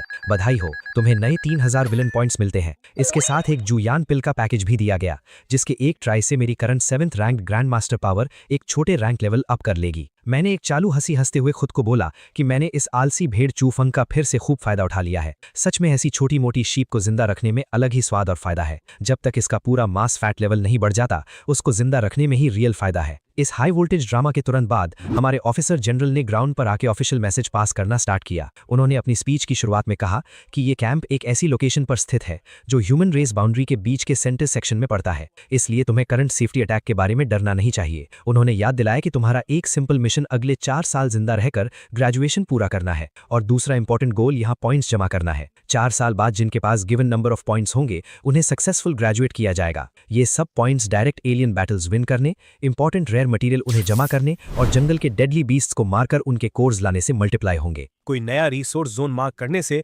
पॉइंट्स ऑटोमेटिकली प्लस हो जाएंगे, लेकिन उन्होंने स्पेशली ये बात पॉइंट आउट करी कि किसी भी रेयर मटेरियल को जबरदस्ती आर्मी को देना रिक्वायर्ड नहीं होगा। ये प्योरली बस मार्क्स बढ़ाने का ऑप्शन होता है। फ्री एक्टिविटीज शुरू करने से पहले उन्होंने 2 रूल्स रिलीज किए। अगले दिन हम सभी आउटर लिमिट वाले अनटच्ड जंगल एरिया में एग्जैक्ट 10 दिन के रियल बैटल ट्रायल के लिए उतरेंगे। टास्क बहुत स्ट्रेट था, ज्यादा से ज्यादा डेडली क्रीचर्स हंट करके उनकी एनर्जी कोर्स हासिल करना, जिससे हमारी रियल टाइम आवर और रैंक्स अपडेट होंगी। लास्ट अनाउंसमेंट में ये बताया गया कि इन पूरे टास्क में लिस्ट में आने वाले टॉप 10 कैंडिडेट्स को डायरेक्ट आगे फर्स्ट सिटी ट्रांसपोर्ट किया जाएगा, जहां इन सारे ब्लू प्लैनेट यूनिवर्सिटीज की सबसे बड़ी क्लैश बैटल टूर्नामेंट अनाउंस की जाएगी, जिसमें मैसिव आइटम्स एंड रिवॉर्ड्स दिए जाएंगे। इस अनाउंसमेंट के साथ ही उन्होंने आईडी कार्ड्स बांटना चालू करा और उन्होंने फाइनली हम सबको इस फील्ड को रैंडमली एक्सप्लोर करने की परमिशन दे दी। मेरे पापा सूलोंग की तरफ से कम्युनिकेशन आया। थोड़ी देर में मुझे बुलाया गया उनके पास। पापा ने कहा, इस बार तुम्हें बुलाया है क्योंकि कुछ बातें बतानी है। कल की 20 असेसमेंट में जाने की जरूरत नहीं, बेस में आराम से कल्टीवेशन करो। असली काम यह है कि इस बार के 5 रीजन्स एक्सचेंज कंपटीशन में मुझे चाहिए कि तुम नियॉन और हेफाई रीजन वाले रिप्रेजेंटेटिव स्टूडेंट्स को टेस्ट करो। उनमें कुछ अलग सा नोटिस करना है। हमें खबर मिली है कि इन दोनों रीजन्स पर शक है कि वो एलियन रेस के साथ मिले हुए हैं। मैंने कहा, यह काम मुझ पर छोड़ दो, चूंकि आपने इतनी हिम्मत दिखाई है तो मैं इसे पूरी तरह संभाल लूंगा। पापा ने कहा, अगर इस मामले में एक मार्शल सेंट इन्वॉल्व्ड है तो मुझे शांति मिल गई। फिर उन्होंने कहा, बेटा, असेसमेंट खत्म होने के बाद मैं फ्रंट लाइन जाकर तुम्हारे ग्रैंडफादर से मिलना चाहता हूं। वो भी तुमसे मिलने को बहुत बेचैन है, पर अफसोस फ्रंट लाइन पर एक एलियन रेस का मार्शल सेंट उन पर इतनी नजर रखता है कि वो वहां से निकल ही नहीं पाते। फिर पापा ने जनरल क्विन से कहा, ठीक है, अब इतना ही। जनरल क्विन, तुम्हें परेशान करने के लिए माफी। जनरल क्विन ने कहा, फैमिली हेड, आप ऐसी बात क्यों कह रहे हैं? मेरी जान तो आपने ही बचाई थी उस साल, और आपने तो मेरे लिए 9th ग्रेड ब्रेक थ्रू के रिसोर्सेज भी तैयार किए थे। मैं तो सिर्फ यंग मास्टर को बुलाने आया हूं, कोई बड़ी बात नहीं। पापा ने ठीक किया, रिसोर्सेज तो तुमने अपनी मिलिट्री मेरिट से एक्सचेंज किए थे, मैंने तैयार नहीं किए थे। ये बात साफ रहनी चाहिए। मैंने जनरल क्विन को बधाई दी। कंग्रेचुलेशंस जनरल क्विन, आप जल्द ही 9th ग्रेड ग्रैंड मास्टर बनने वाले हैं। लगता है आपका लेफ्टिनेंट जनरल तक प्रमोट होना भी बस वक्त की बात है। जनरल क्विन ने हंसते हुए कहा, सू यंग मास्टर मजाक कर रहे हैं, ये तो सिर्फ लक है। फिर उन्होंने कहा, चलो मिलिट्री बेस में कुछ खाते हैं। इतने सालों से नहीं आए तो शायद बीस्ट मीट का स्वाद ही भूल गए होंगे। असेसमेंट खत्म होने पर चू फैंग ने एक डरावना सा स्कोर बनाया। 7280 पॉइंट्स के साथ 20 7वें ग्रेड के बीस्ट को मारकर पहला नंबर लिया। ये चिंग दूसरे नंबर पर, फैंग टिंग तीसरे नंबर पर, और इस तरह एक्सचेंज कंपटीशन की सीट्स ऑफिशियली लॉक हो गई। इंस्ट्रक्टर ने कहा, मैं पहले सिटी लॉर्ड के रेसिडेंस में रिपोर्ट देने जाता हूं, तुम सब यहां आपस में मिल लो। फिर वहां कंपटीशन के दौरान एक छोटा सा ड्रामा शुरू हो गया। एक आदमी लिन पैंक्सी को छेड़ते हुए बोला, सुंदर हो पर सिर्फ 5th ग्रेड होकर भी कंपटीशन में आ गई। लगता है तुम्हारे ज़ेनजियांग की मार्शल डाउ बहुत कमजोर हो गई है। आज रात किसी जगह बैठकर थोड़ा ड्रिंक नहीं करते? वो लड़की गुस्से में बोली, कितना घिनौना आदमी है। उसके पास खड़े चू फैंग ने कहा, अभी हाथ मत उठाओ, इन्हें थोड़ी देर और जीने दो, अरीना में मैं इन्हें इसकी कीमत चुकवा दूंगा। फिर अचानक एक लड़की अरीना में आई। वो आदमी फिर बोला, सुंदर हो, मैं तुम्हें अलग से बात करने के लिए इनवाइट करना चाहता हूं। थोड़ी मार्शल डाउ की डिस्कशन कर लेते हैं, कैसा रहेगा? Get lost. उसने जवाब दिया, औरत, ये ऑर्डर है, रिक्वेस्ट नहीं। तभी मैं वहां पर गया और उसे जमीन पर दे मारा। हम जैसे लोगों से बात कर पाना तुम्हारी जिंदगी का सबसे बड़ा सौभाग्य है। अगर ठीक से बोलना नहीं आता तो चुप ही रहो। वो गुस्से में फट पड़ा, कमीने, मुझे हाथ लगाने की हिम्मत कैसे की? मैं जरूर तुम्हें इसकी भारी कीमत चुकवाऊंगी, छोड़ो मुझे। किसी ने उसे रोका। फिर वो बोली, आज अगर कोई जवाब नहीं मिला तो ये मामला यहीं खत्म नहीं होगा। मैंने कहा, धमकी दे रही हो मुझे? वो फिर बोली, कमीने, ले मेरा एक पंच। तभी झगड़ा शुरू हो गया।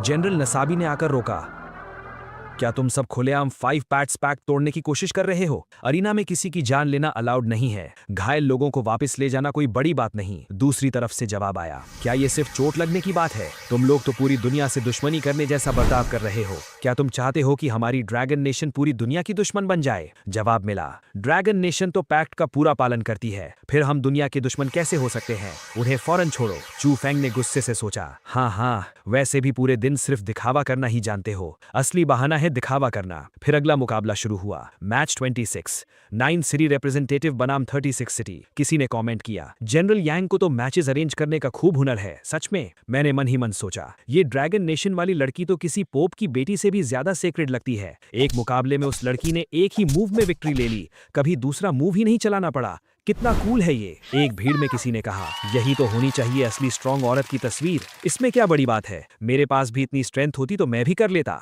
चू फेंग ने दिलासा दिलाया। हमारी पांशी तो जरूर पूरी दुनिया को हैरान कर देगी, तब देखना कैसे कैसे जीनियसेस को साइड में हट जाना पड़ेगा। मैंने कहा, फर्स्ट प्लेस और 10th प्लेस की रिलेशनशिप तो शहद जैसी मीठी लग रही है। ये कहते हुए मैं चू फेंग और लिम पांशी की तरफ इशारा कर रहा था। मेरे एक पार्टनर ने उस लेवल 5 लड़की की तारीफ की जिसने लेवल 6 के 20 जीनियसेस को हराकर 10th रैंक हासिल की थी। मैंने उसको बताया कि उसके पास जरूर फीमेल सेंट जैसी टैलेंट होगी। पार्टनर ने कहा, मैं तो छोटी सोच रखता था, इतना हेवन डिफाइंग टैलेंट है तो इस बार की असेसमेंट सुरक्षित है, अनराइवल्ड है बस। फिर चू फेंग कहने लगे, सू यू इतना सार्केज़म मत दिखाओ, जब अरीना में आओगे तो मैं तुम्हें पांशी के सामने घुटनों पर झुकवाकर माफी मंगवाऊंगा। मैंने कोल्डली उसके मुंह पर हंसकर बोल दिया कि मैं एक्चुअली देखना चाहता हूं कि अरीना में आखिर उसकी खुद की मौत कैसे होती है। अगले मैच में हमारी 9 सिटी का मुकाबला 36 सिटी की टीम के साथ मीले मोड में होना था। मैंने अरीना में आकर उन घमंडी दुश्मनों को बता दिया कि अब उनका मरने का वक्त आ गया है। वो बदले में मुझे जान से मारने की धमकियां देने लगे। जैसे ही फाइट शुरू हुई, चू फेंग वहां सबका बॉस बनने की एक्टिंग करने लगा और सबको अपनी स्ट्रैटेजी बताने लगा। उसने डिसाइड किया कि दुश्मन के लेवल 6 वाले लोग फिजिकल स्ट्रेंथ में बहुत स्ट्रांग हैं, इसलिए वो अकेले 2 लोगों को रोकेगा और बाकी सब दूसरों को हैंडल करेंगे। ये सुनकर एक लड़के ने उसकी इस बॉसी एटीट्यूड को कंप्लीटली ताना मारा, पर वो आगे बढ़ गया। मैंने चू फेंग को टोकते हुए साफ कह दिया कि मुझे उसकी कोई भी स्ट्रैटेजी सुनने में बिल्कुल इंटरेस्ट नहीं है। मैंने उन ओपोनेंट्स को ललकारा और कहा कि अगर उनमें हिम्मत नहीं है तो जमीन पर घुटने टेक कर भीख मांगे। वो गुस्से में आकर मुझे जिंदा गाड़ने दौड़े। उनमें से एक ने मुझ पर अपनी एक जायंट हड्डी जैसी क्लब से अटैक किया, ये बोलकर कि इस एक स्ट्राइक से ही मेरी हड्डियां टूट जाएंगी। मैंने आगे बढ़कर उसके इतने बड़े वेपन को अपने एक सिंगल हाथ से आसानी से रोक लिया। उसकी पूरी ताकत मेरे सामने एक मजाक लग रही थी। मैंने उसकी आंखों में देखकर उसे बताया कि उसकी ये वेपन मेरे सू फैमिली के छोटे बच्चों के खिलौने से भी ज्यादा बेकार है। मैंने उस हड्डी को एक ही हाथ से क्रश कर दिया, जिसे देखकर उसके होश उड़ गए। वो डर के मारे पीछे हटा, क्योंकि उसको फाइनली समझ आ गया था कि मैं कोई नॉर्मल स्टूडेंट नहीं बल्कि एक ग्रैंड मास्टर हूं। मेरे दोस्तों ने मुझे आगे का स्टेज क्लियर करने को बोला, क्योंकि वो समझ गए थे कि मैं सबको अकेले ही मिटा सकता हूं। मैंने उन्हें पीछे हटकर तमाशा देखने को बोला और अकेले ही उन सबका सामना करने आगे बढ़ा। उस बाल्ड आदमी ने गुस्से में डार्क पावर से मुझ पर अटैक किया, पर मेरे पास आते ही वो एक इनविजिबल पावर फील्ड से टकराकर जमीन पर धंस गया। मैंने उन्हें उनकी वीक औकात याद दिलाई, जिसे सुनकर वो सब एक साथ मुझे हमेशा के लिए सुलाने के लिए आगे बढ़े। उन्होंने 36 सिटी के प्राइड के नाम पर अपना आखिरी डार्क अटैक लॉन्च किया। मैंने 9 रीजन्स की पावर को अपनी स्वॉर्ड में जगाया और हेवनली स्लॉटर्स के यूज किया। मेरा एक ही पावरफुल स्लैश उन सबकी मौत का पैगाम बनकर निकला। वो अपनी आंखों पर यकीन ही नहीं कर पा रहे थे कि मैं लेवल 7 से कितना ऊपर का मॉन्स्टर हूं। मैंने उन्हें बताया कि 36 सिटी की फिजिकल स्ट्रेंथ में इतनी भी पावर नहीं है कि मैं थोड़ा सा भी सीरियस हो सकूं, इसलिए मैं उन सबको आखिरी बार कचरे की तरह साफ कर रहा था। चू फेंग अरीना के बाहर से चिल्ला रहा था कि मैं रूल्स तोड़कर देश को बदनाम कर रहा हूं। मैंने उस व्हाइट नाइट को पूरी तरह इग्नोर किया। उन बचे हुए दुश्मनों ने गुस्से में आकर अपनी एलियन बीस्ट्स वाली म्यूटेटेड पावर निकाल ली, जिससे साफ हो गया कि उन्होंने एलियन रेसेस से अलायंस कर लिया था। ये उनकी अपनी ताकत नहीं बल्कि इंसानियत के खिलाफ एक बिट्रेयल था। ये देखते ही मेरा गुस्सा बढ़ गया और मैंने हेवनली स्लॉटर की नेक्स्ट वेव से उन सबको एक ही झटके में हमेशा के लिए जमीन में गाड़ दिया।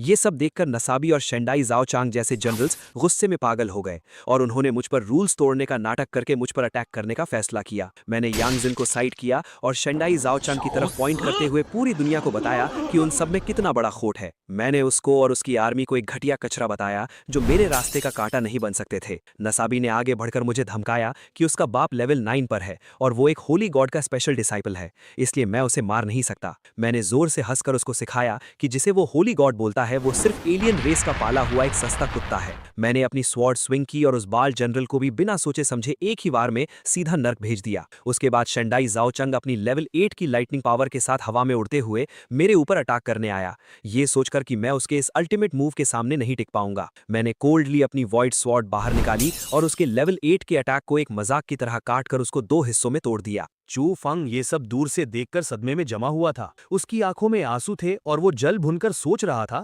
कि उसने इतनी मेहनत की फिर भी वो मुझसे आगे क्यों नहीं निकल पाया, जबकि मैंने उसकी तरह कोई हार्ड ट्रेनिंग भी नहीं की थी। वो अभी भी डिल्यूजन में था कि वो आगे चलकर मार्शल गॉड बनेगा और मुझसे स्ट्रांग हो जाएगा। मेरे बाकी दोस्तों ने आकर मुझे घेर लिया और मेरी प्रेज की। मैंने नीहोंग और 36 सिटी के बचे हुए लूजर्स को ताना मारा कि उनका एलियन मास्टर का प्लान फेल हो चुका है। मैंने जानबूझकर चू फेंग को नीचा दिखाया और उससे वहां का बचा हुआ कचरा कमरा साफ करने का ऑर्डर दिया। मैं बाहर निकल गया ये बोलकर कि मैं स्पाइस को ढूंढने जा रहा हूँ, पर मेरा असली इरादा चू फंग का अगला फॉर्च्यून चुराना था। चू फंग पीछे खड़ा रो रहा था कि ये सारी ग्लोरी और प्रेज उसकी होनी चाहिए थी, पर मैंने उसका चांस छीन लिया। उसकी ऐसी शक्ल देखकर मुझे बहुत सुकून मिल रहा था। चू फंग अपनी वाइस प्रिंसिपल टीचर हान के साथ जल्दबाजी में एक डार्क फॉरेस्ट से होते हुए एक सीक्रेट रूइन की तरफ भागा, ये सोचकर कि वहां से उसको जरूर कोई गॉड टियर कल्टीवेशन मेथड मिलेगा और वो मुझे अपने पैरों तले दबा देगा। पर उस बेवकूफ को पता नहीं था कि मुझे उसका ये राज पहले से पता था। मैंने अपनी लेवल 9 कल्टीवेशन कार्ड यूज कर ली थी, जिससे मेरे पास लगभग 24 घंटे के लिए प्योर लेवल 9 ग्रैंड मास्टर की ऐसी पावर आ गई थी जिसे कोई हरा नहीं सकता था। मैं उस रूइन के आगे एक डार्क ऑरा के साथ रेड मास्क पहनकर खड़ा हो गया ताकि वो दोनों मुझे पहचान न सके।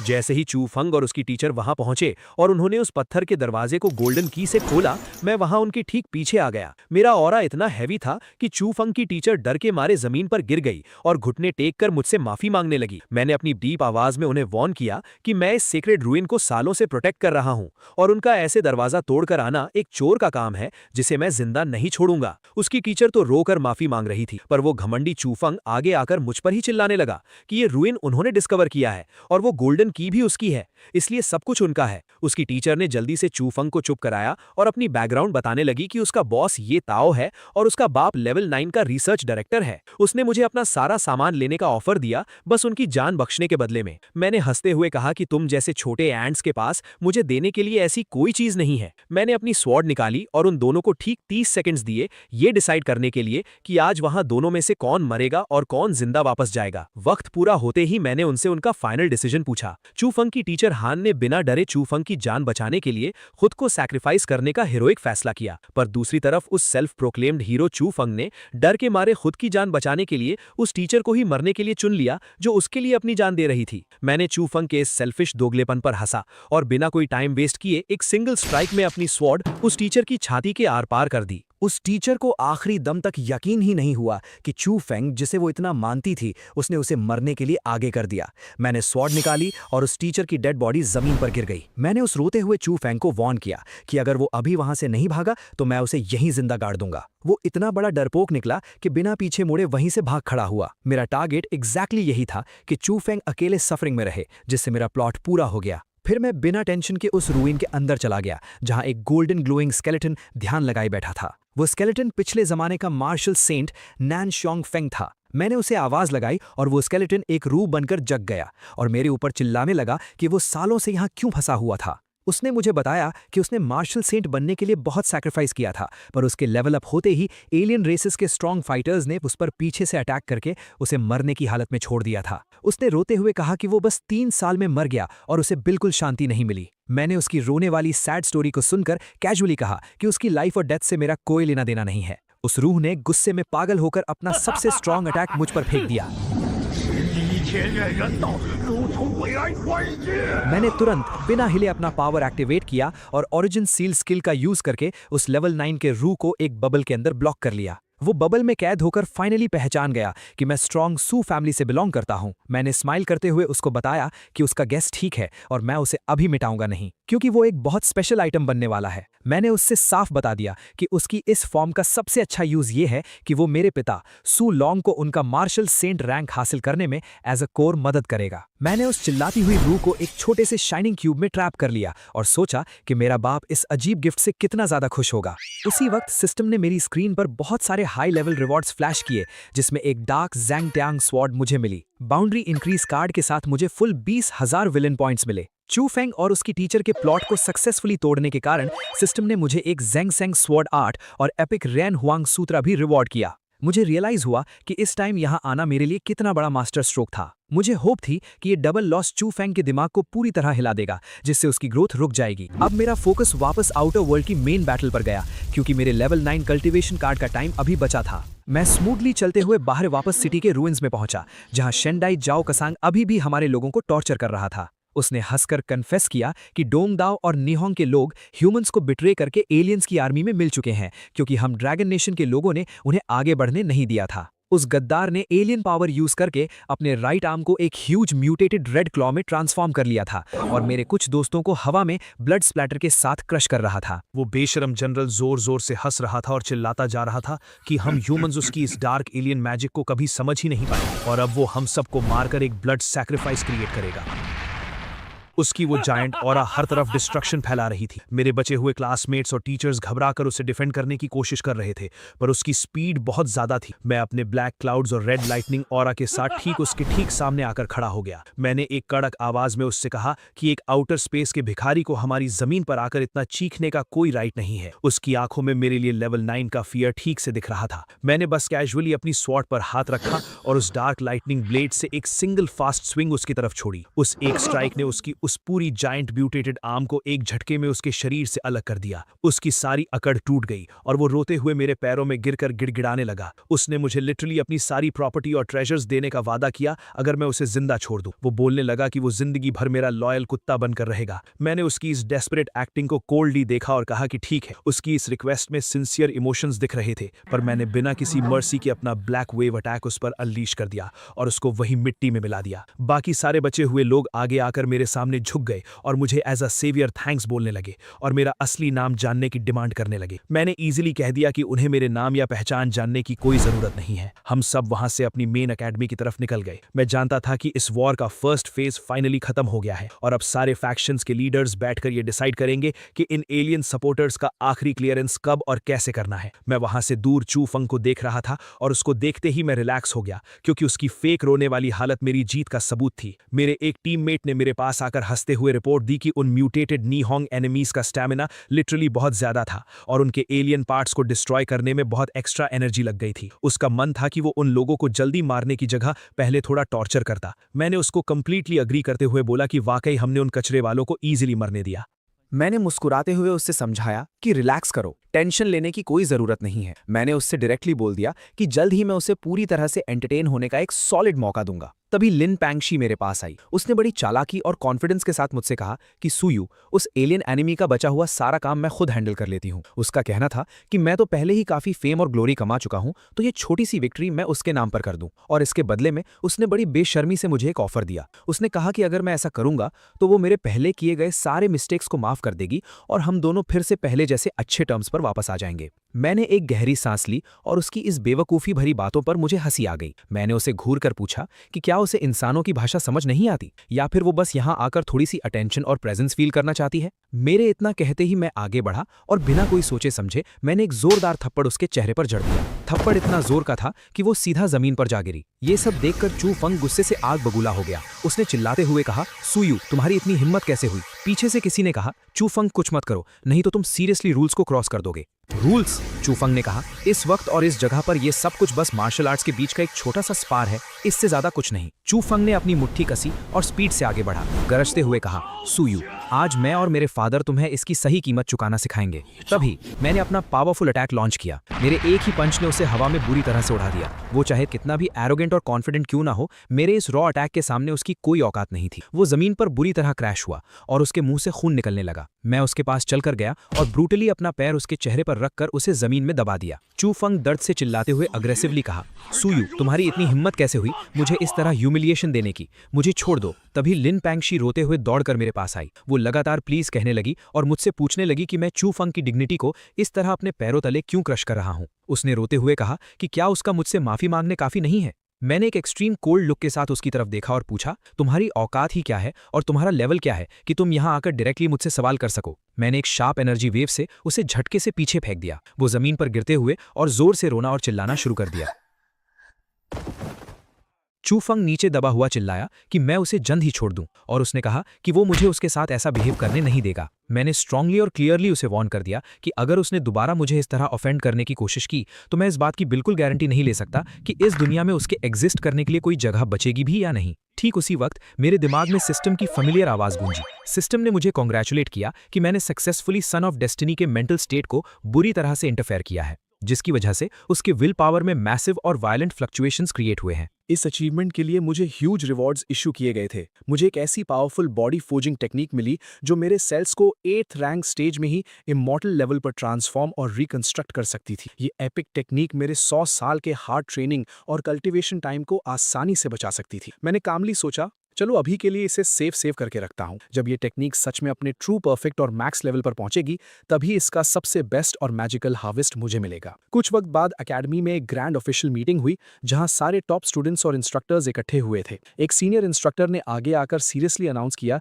कि फ्रंट लाइन की बैटल सिचुएशन अचानक से काफी बिगड़ गई है, इसीलिए उन्हें बहुत सॉरी फील हो रहा है कि ये martial arts exchange tournament smoothly खत्म नहीं हो पाएगा। ओवरऑल स्ट्रेटेजिक कॉम्बैट प्लानिंग को ध्यान में रखते हुए इस साल के टूर्नामेंट को वक्त से पहले ही स्टॉप किया जा रहा था। उसके बाद जनरल यांग सबके सामने मेरी ओपनली तारीफ करते हुए बोले कि सू फैमिली के स्टूडेंट्स सच में इनक्रेडिबल और टॉप टियर होते हैं। मैंने बड़ी ही पोलाइटनेस के साथ कहा कि जनरल यांग, आप कुछ ज्यादा ही तारीफ कर रहे हैं। मैंने उनसे कहा कि मैं बस अपनी सू फैमिली की ग्लोरी और उनके ऑनर को मेंटेन कर रहा था। मेरा फर्ज है कि मैं अपनी पोजीशन और अपने नाम की रिस्पेक्ट रखूं। अगर मैं यहाँ वीक दिखता और मेरी वजह से मेरी सू फैमिली की रेपुटेशन खराब होती तो ये मेरे लिए सबसे बड़ा क्राइम होता। जनरल यांग मेरी इस बात से बहुत इंप्रेस हुए। उन्होंने तुरंत डिसीजन लिया और मुझे 9th सिटी की तरफ से जीते गए सारे रिवॉर्ड्स का सोल इंचार्ज बना दिया। उन्होंने मुझे पूरी अथॉरिटी दे दी कि मैं इन रिवॉर्ड्स को अपने हिसाब से सबके बीच डिस्ट्रीब्यूट करूं। मैंने तुरंत सारे वैल्यूएबल रिसोर्सेज और वेपन्स निकाले और वहां खड़े सभी लोगों को उनका फेयर शेयर दे दिया। मैंने उन्हें साफ शब्दों में कहा कि अब कोई ये नहीं कह सकता कि मैंने उनके साथ इनजस्टिस किया है। मैंने उन सबको मोटिवेट करते हुए कहा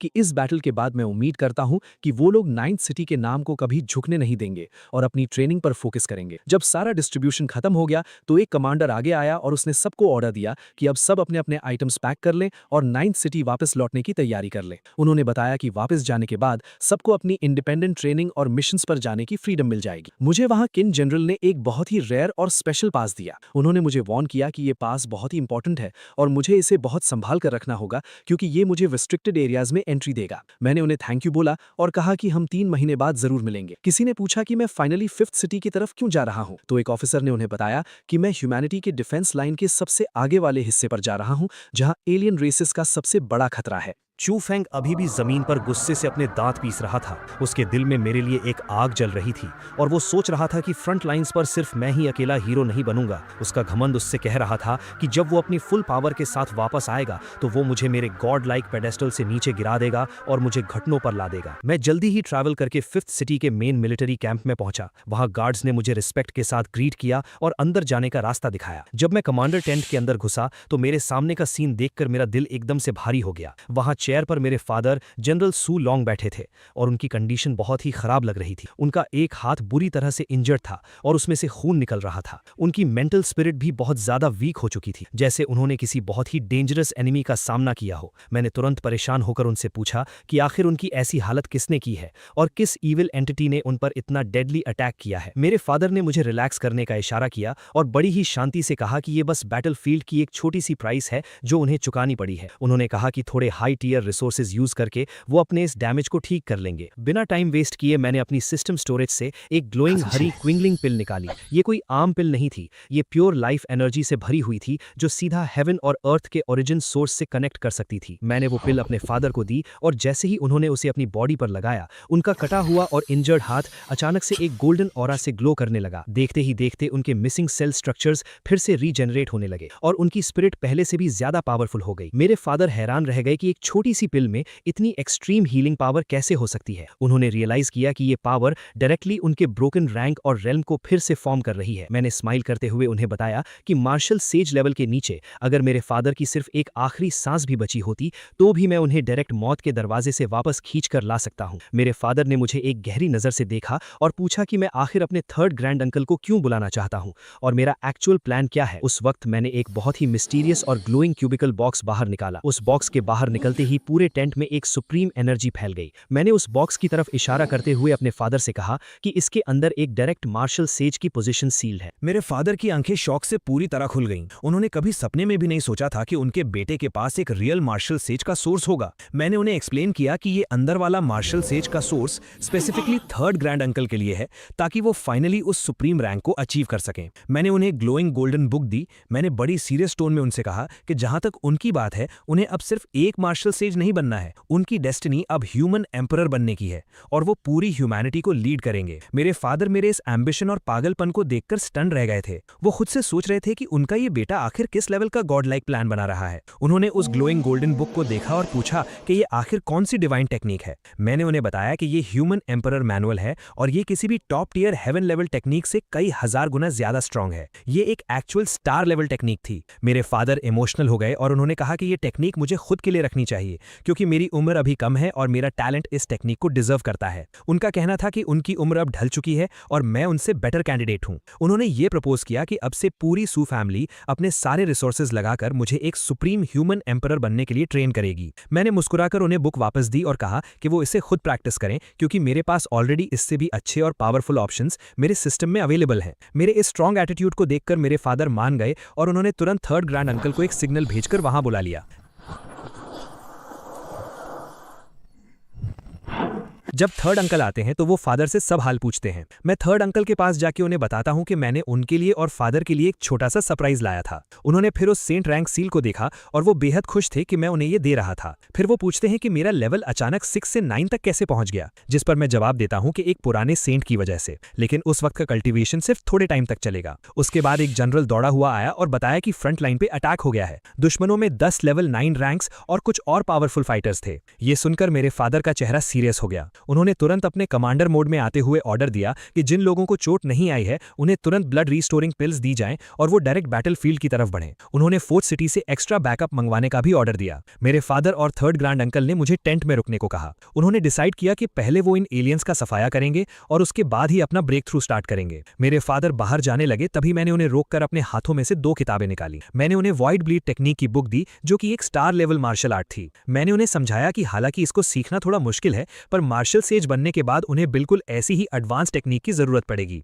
थर्ड ग्रैंड अंकल थोड़ा परेशान थे क्योंकि दुश्मनों की गिनती 10 लेवल 9 एलियंस की थी और उन्हें डर था कि ये थोड़ा रिस्की हो सकता है। पर मैंने अपने फादर की तरफ देखकर फुल कॉन्फिडेंस से कहा कि अगर वो सच में इस दुनिया के ह्यूमन एम्परर बनना चाहते हैं तो मैं अपनी पावर से उन्हें इतना डिवाइन बिलीफ और एलियन फेथ प्रोवाइड करूंगा कि वो बिना किसी प्रॉब्लम के सीधा सेज रैंक को क्रॉस कर जाएंगे। ये सुनकर मेरे फादर के अंदर का वॉरियर जाग उठा और वो अपनी सोर्ड के साथ टेंट से बाहर निकल पड़े। बाहर का नजारा सच में किसी नर्क से कम नहीं था। हर तरफ आग लगी हुई थी और आसमान धुएं से काला हो चुका था। हमारे ह्यूमन सोल्जर्स उन डिस्गस्टिंग एलियन से भिड़ रहे थे जो रात के अंधेरे का फायदा उठाकर स्टेल्थ अटैक करने आए थे। सामने से कुछ एक्सट्रीमली मस्कुलर और जायंट रेड स्किन वाले एलियन मॉन्स्टर्स आगे आए। उन्होंने एरोगेंट आवाज में चिल्लाते हुए कहा कि आज रात वो ह्यूमन रेस की इस 5th सिटी को मिट्टी में मिला देंगे और इस पर उनका ही राज होगा। उनका लीडर जोर जोर से हंस रहा था और ह्यूमन फोर्सेस को मॉक कर रहा था कि हमारी सिटी का कमांडर ऑलरेडी उनके एलियन सेज गॉड के हाथों अपना एक हाथ गंवा चुका है और अब हमारे पास कोई भी पावरफुल डिफेंडर नहीं बचा है। उसने चैलेंज किया कि आज सारे इंसान मारे जाएंगे। तभी मेरे फादर सूलोंग किसी देवता की तरह आसमान से प्रकट हुए। उनकी बॉडी एक ग्लोइंग ऑरा से कवर थी और उनका जो हाथ एलियन ने काटा था वो कंप्लीटली फाइन था और उसमें एक इंटेंस फायर एनर्जी दौड़ रही थी। उन एलियन लीडर्स की आंखें उन्हें देखकर बाहर आ गई। उन्हें समझ नहीं आ रहा था कि ये इंसान ठीक कैसे हो गया। मेरे फादर ने बड़े ही ठंडे और खतरनाक ढंग से उन्हें देखा और कहा कि आओ आके मेरी सिटी लेने की कोशिश करो। उन्होंने सबसे स्ट्रॉन्ग एलियन की तरफ पॉइंट करके कहा कि इन सभी लेवल 9 एलियंस को वो अकेले हैंडल करेंगे और बाकी सोल्जर्स सिर्फ लेवल 8 वालों को देखेंगे। एक जनरल ने मेरे फादर को रोकने की कोशिश की क्योंकि उनकी इंजरी अभी थोड़ी देर पहले ही हील हुई थी, पर मेरे फादर ने फुल कॉन्फिडेंस में उसे पीछे हटने को ऑर्डर दिया। वो रेड स्किन वाला एलियन कमांडर बहुत गुस्से में आ गया। उसने चिल्लाया कि आज वो मेरे फादर सूलोंग का सारा पुराना और नया हिसाब बराबर कर देगा और उनका खून पी जाएगा। उसने अपने सारे लेवल 9 कंपेनियंस को ऑर्डर दिया कि सब एक साथ मिलकर मेरे फादर पर अटैक करें ताकि हमारी ह्यूमन रेस कंप्लीटली हेल्पलेस हो जाए। उन्होंने मिलकर एक massive dark energy blast release किया, पर मेरे फादर अब पहले वाले सूलोंग नहीं थे। उन्होंने बस अपनी सोर्ड को मजबूती से पकड़ा और अपनी नई star level technique void blade second form savouring the Galaxy को एक्टिवेट किया। एक ही फ्लैश में एक मैसिव व्हाइट और गोल्डन एनर्जी स्लैश आसमान को चीरता हुआ आगे बढ़ा। उस स्लैश के अंदर इतनी डिस्ट्रक्टिव ताकत थी कि उसने हवा में एक वैक्यूम क्रिएट कर दिया और एक ही सेकंड में उस रेड एलियन लीडर समेत बाकी लेवल 9 एलियंस को उनके वेपन्स के साथ 2 टुकड़ों में काट के रख दिया। उनकी बॉडीज ब्लास्ट हो गई और खून की बारिश होने लगी। वो dark energy attack completely shatter हो गया। वो एलियन लीडर जमीन पर गिरा और मरने से पहले हैरानी से चिल्ला रहा था कि ये इम्पॉसिबल है। एक नॉर्मल इंसान इतना पावरफुल और डोमिनेंट कैसे हो सकता है जब तक कि वो एक एक्चुअल सेज गॉड न बन गया हो। मेरे फादर उसके पास चले गए और बड़े काम टोन में उसके मुंह पर थूकते हुए बोले कि हालांकि वो अभी तक मार्शल सेज नहीं बने हैं, पर उन जैसी वीक मुर्गियों और कीड़े मकोड़ों को क्रश करने के लिए उन्हें कोई एक्स्ट्रा ऑर्डिनरी पावर की जरूरत नहीं है। वो एलियन अभी भी एरोगेंट था और बोल रहा था कि 2 दिन के अंदर उनकी एलियन रेस के 2 नए सेज गॉड्स यहां आएंगे और सारी ह्यूमन रेस को जिंदा जला देंगे। मेरे फादर ने उसके बाकी बचे सिर को काटते हुए कहा कि उन्हें पहले नरक में जाकर वेट करना चाहिए, क्योंकि बहुत जल्द उनके वो सेज गॉड्स भी वहीं आने वाले हैं। आसपास खड़े ह्यूमन सोल्जर्स इस God like display of power को देखकर पागल हो गए थे। वो जोर जोर से चिल्लाने लगे कि उनके सिटी लॉर्ड सच में इनविंसिबल हैं और उनकी पावर डायरेक्टली हेवेंस को छू रही है। सोल्जर्स कंटिन्यूसली चेंगजू वान सुई, चेंगजू वुडी का नारा लगाने लगे। तभी मेरे फादर के आसपास का एनवायरनमेंट कंप्लीटली बदल गया। एक प्योर और सेक्रेड ऑरिजिन लाइट आसमान से नीचे आई और उनकी बॉडी के आसपास एक मैसिव गोल्डन फैंटम ड्रैगन घूमने लगा। ये वो प्योर ह्यूमन एम्परर की ऑराज थीं और मार्शल आर्ट्स का एक्सट्रीम लेवल था। मैं दूर से ये सब देख रहा था और मेरे फेस पर एक सैटिस्फाइड मुस्कान आ गई। मुझे फाइनली पता चल गया था कि मेरे फादर ने सक्सेसफुली मार्शल सेज के रेल्म में एंटर कर लिया है। मेरे फादर ने आसमान में उड़ते हुए एक डोमिनेंट आवाज में सारे सोल्जर्स को ऑर्डर दिया कि अब टाइम आ गया है फ्रंट लाइंस को एडवांस करने का। उन्होंने ऑर्डर दिया कि आसपास के 3000 मील का सारा एरिया अब ह्यूमैनिटी की टेरिटरी है और उन्होंने सबको अटैक करने का कमांड दे दिया। रात भर उस बैटलफील्ड पर सिर्फ एलियंस की लाशें बिछी थी। जब दिन निकला तो एक सोल्जर ने मेरे फादर को आकर मिलिट्री रिपोर्ट दी कि उन्होंने सभी टारगेट्स को क्लियरली वाइप आउट कर दिया है और एलियंस के मैसिव वेपन्स और रिसोर्सेज कैप्चर कर लिए। उन्होंने कई रेयर मिनरल माइंस पर भी कब्जा कर लिया था। मेरे फादर ने तुरंत ऑर्डर्स पास किए कि बाकी सिटीज और टॉप फैमिलीज को बुलाकर इन मिनरल स्पॉट्स को उनके साथ बांट लिया जाए और जो छोटे मोटे रिसोर्सेज कैप्चर हुए थे वो 5th सिटी के उन सभी ब्रेव सोल्जर्स में डिस्ट्रीब्यूट करने को कहा जिसने बैटल में अपनी जान की बाजी लगाई थी। सारे सोल्जर्स खुशी और रिस्पेक्ट से उन्हें देख रहे थे, जबकि दूसरी तरफ मैं इस एनवायरनमेंट से थोड़ा दूर एक आइसोलेटेड जंगल एरिया में अकेला था। मेरा माइंड अलग ही कैलकुलेशन कर रहा था। मुझे एहसास हो गया था कि अगर मुझे हेवन डिफाइंग बैटल्स लड़नी है और अपने आप को टॉप पर मेंटेन रखना है तो मुझे फोर्सफुली अपने डेस्टिनी विलन सिस्टम में से और विलन पॉइंट्स कमाने होंगे और खुद को कंटिन्यूसली अपग्रेड करना होगा, वरना फ्यूचर के हाईएस्ट टीयर डेथ मैचेस में मेरी एग्जिस्टिंग पावर जल्द ही फेल हो जाएगी। मैं खुद पर थोड़ा हंस रहा था कि मैंने आज कितना बड़ा गैम्बल खेला है। मैंने अपनी मुट्ठी कसकर एक डिवॉनिक एनर्जी का ऑर्ब अपने हाथों में महसूस किया। मैंने अपने सिस्टम स्टोर को ओपन किया और वहां से एक ही हुआ जी जाई तियान मोजिंग नाम का एक स्पेशल लिमिटेड टाइम सेल वाली सुप्रीम आइटम परचेज की। वो एक ब्लैक डेमोनिक बुक मेरी इन्वेंट्री से मेरी बॉडी में आ गई और मेरी स्किन के ऊपर से पर्पल लाइटनिंग्स निकलने लगी। मेरी आंखों के अंदर उस सिस्टम की वजह से एक खून जैसी लाल ग्लो आ गई। एक मैसिव डार्क घोस्ट फैंटम मेरे पीछे खड़ा हो गया था। मैंने एक गहरी सांस ली और अपने चेस्ट में एक पावरफुल डेमोनिक हार्ट की बीट को फील किया। मैं समझ गया था कि चाहे मेरी ओरिजिन या बैकग्राउंड कुछ भी हो, पर कोई भी सुपरनैचुरल पावर मेरे स्टेप्स को रोक नहीं सकती। मैं जोर से आसमान की तरफ देखकर हंसा और मैंने प्रॉमिस किया कि अगर हेवन मुझे इस पूरे यूनिवर्स का हीरो और प्रोटैगनिस्ट बनने का हक नहीं देता तो मुझे कोई इशू नहीं है। मैं इस सारे हेवन और अर्थ का सबसे टेरिफाइंग और अनमैचेबल डेस्टिनी विलन बनूंगा, जिसके आगे सारे सन ऑफ डेस्टिनी अपने घुटने टेकेंगे। मुझे फ्रंट लाइन से लाखों लोगों के चैंट्स सुनाई दे रहे थे और मैं क्लियरली फील कर पा रहा था कि मेरे फादर का मार्शल सेज में ब्रेक थ्रू करना एलियंस को बर्दाश्त नहीं होगा और वो एक बहुत बड़ा हमला करेंगे। उन्होंने रिपोर्ट दी कि करीब 60 लेवल 9 एक्सपर्ट्स ऑलरेडी आ चुके हैं और बाकी रास्ते में हैं। उन ऑफिशियल्स ने तय किया कि आज रात वो मेरे फादर को प्रोटेक्ट करने के लिए फ्रंट लाइंस पर अपनी जान की बाजी लगा देंगे। पर तभी आसमान का रंग बदल गया। एलियंस के 5 मार्शल सेज लेवल के गॉड्स एक साथ आसमान फाड़कर आ गए। वो मेरे फादर के ब्रेक थ्रू को रोकने आए थे। उन एलियन गॉड्स ने धमकी दी कि अगर इंसानों ने मेरे फादर को उनके हवाले नहीं किया तो वो आज पूरी ह्यूमन रेस को जड़ से मिटा देंगे। ये सब जब हो रहा था, मेरा अपना लेवल 8 का ब्रेक थ्रू भी कंप्लीट हो गया था। मैंने सोचा कि अब वक्त आ गया है बाहर निकलने का। मेरी सू फैमिली जल्द ही 3 मार्शल सेजेस वाली फैमिली बनने वाली थी। मैंने अपने शैडो स्टेप्स यूज किए और सीधा 5th सिटी के मेन गेट के बाहर वाले जंगल टेरिटरी में आ गया। वहां मैंने देखा कि कुछ ह्यूमन सोल्जर्स बुरी तरह फंस गए थे और दर्जनों red skin giant level 8 aliens उन्हें मारने वाले थे। मैं सीधा उन एलियंस के बीच में एंटर हो गया। मैंने अपने सैनिकों से कहा कि वो पीछे हट जाएं क्योंकि ये एरिया बहुत डेंजरस है। मैं अभी एलियन गॉड्स के साथ तो नहीं लड़ सकता था, पर इन लेवल 8 एलियंस को तो मैं स्नैक की तरह खा सकता था। मैंने अपनी वॉइड एनर्जी को स्वॉर्ड में इन्फ्यूज किया और उन घमंडी एलियंस पर टूट पड़ा। एक ही स्ट्राइक और सीधा खेल खत्म। मेरा ब्लैक ब्लेड उनके सीने को फाड़ता हुआ बाहर निकल आया। बाकी एलियन मॉन्स्टर्स को समझ ही नहीं आया कि ये क्या हुआ। वो डर के मारे पीछे हटने लगे, पर मैं तब तक उनके सर्कल के बीच में आ चुका था। मैंने अपना हाथ आगे किया और गॉड सप्रेसिंग एलिफेंट टेक्निक का फैंटम फॉर्म उनके ऊपर स्मैश कर दिया। एक जायंट गॉड लाइक हाथी का रूप आसमान से जमीन पर उन लेवल 8 एलियंस को क्रश करता हुआ गिरा और वहां सिर्फ और सिर्फ धूल और मिट्टी का धुआं बचा। उन एलियन बीस्ट्स की लाशें जमीन पर पड़ी थीं और उनकी ओरिजिन एनर्जीज को मैं अपने ऑराज में एब्जॉर्ब करने लगा। मेरे लेवल 8 एलियंस को एब्जॉर्ब करने का नजारा देखकर वहां खड़े इंसान और एलियन दोनों हैरान थे। उन एलियंस का न्यूट्रिएंट टेस्ट सच में डिलीशियस था, पर अब ये मेरी अपग्रेडेड रैंक के सामने थोड़े वीक फील हो रहे थे। मेरे इस डेमोनिक रूप को देखकर एलियंस ने चिल्लाकर अपने साथियों को मुझ पर हमला करने का ऑर्डर दिया। उन्होंने कहा कि मेरे सिर पर अटैक करें, पर मैं उनकी स्पीड को ऐसे देख रहा था जैसे सब कुछ स्लो मोशन में हो। मैंने हंसते हुए अपनी स्वॉर्ड उठाई और अपनी अल्टीमेट टेक्निक यूज की। मेरे पास एक ऐसी स्वॉर्ड है जो सब कुछ दफन कर सकती है, जो आसमान और जमीन दोनों को फाड़ सकती है। मैंने एक मैसिव स्ट्राइक रिलीज की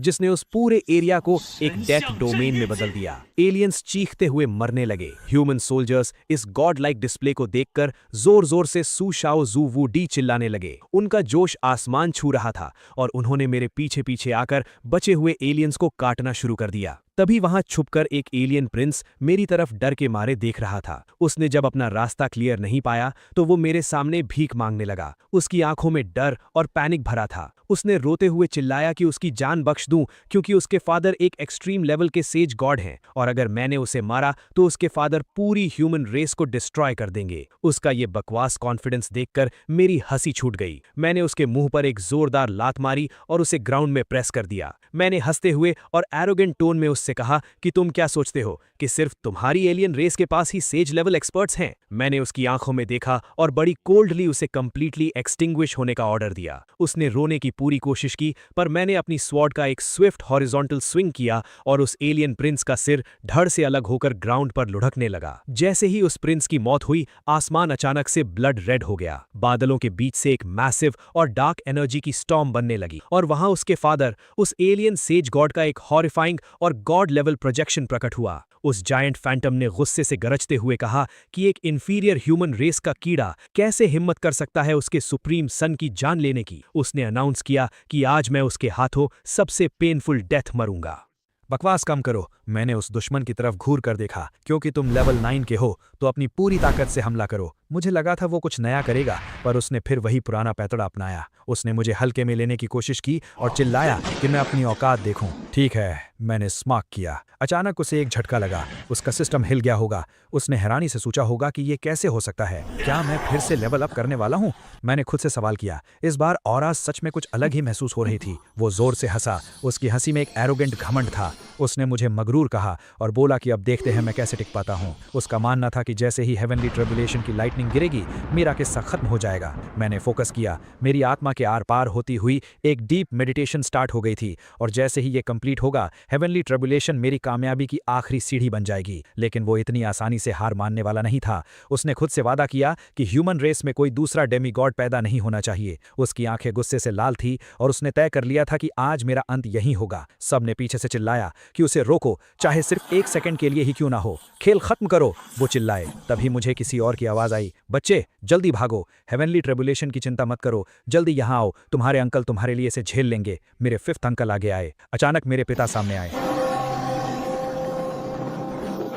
मेरे बेटे सुयू के हेवनली ट्रिब्यूलेशन के बीच में हमला करने की हिम्मत कैसे हुई और मेरे 5th अंकल के खिलाफ दुश्मनी दिखाने की? फादर ने उसे पकड़कर पूछा कि वो अपना अंत कैसे चाहते हैं।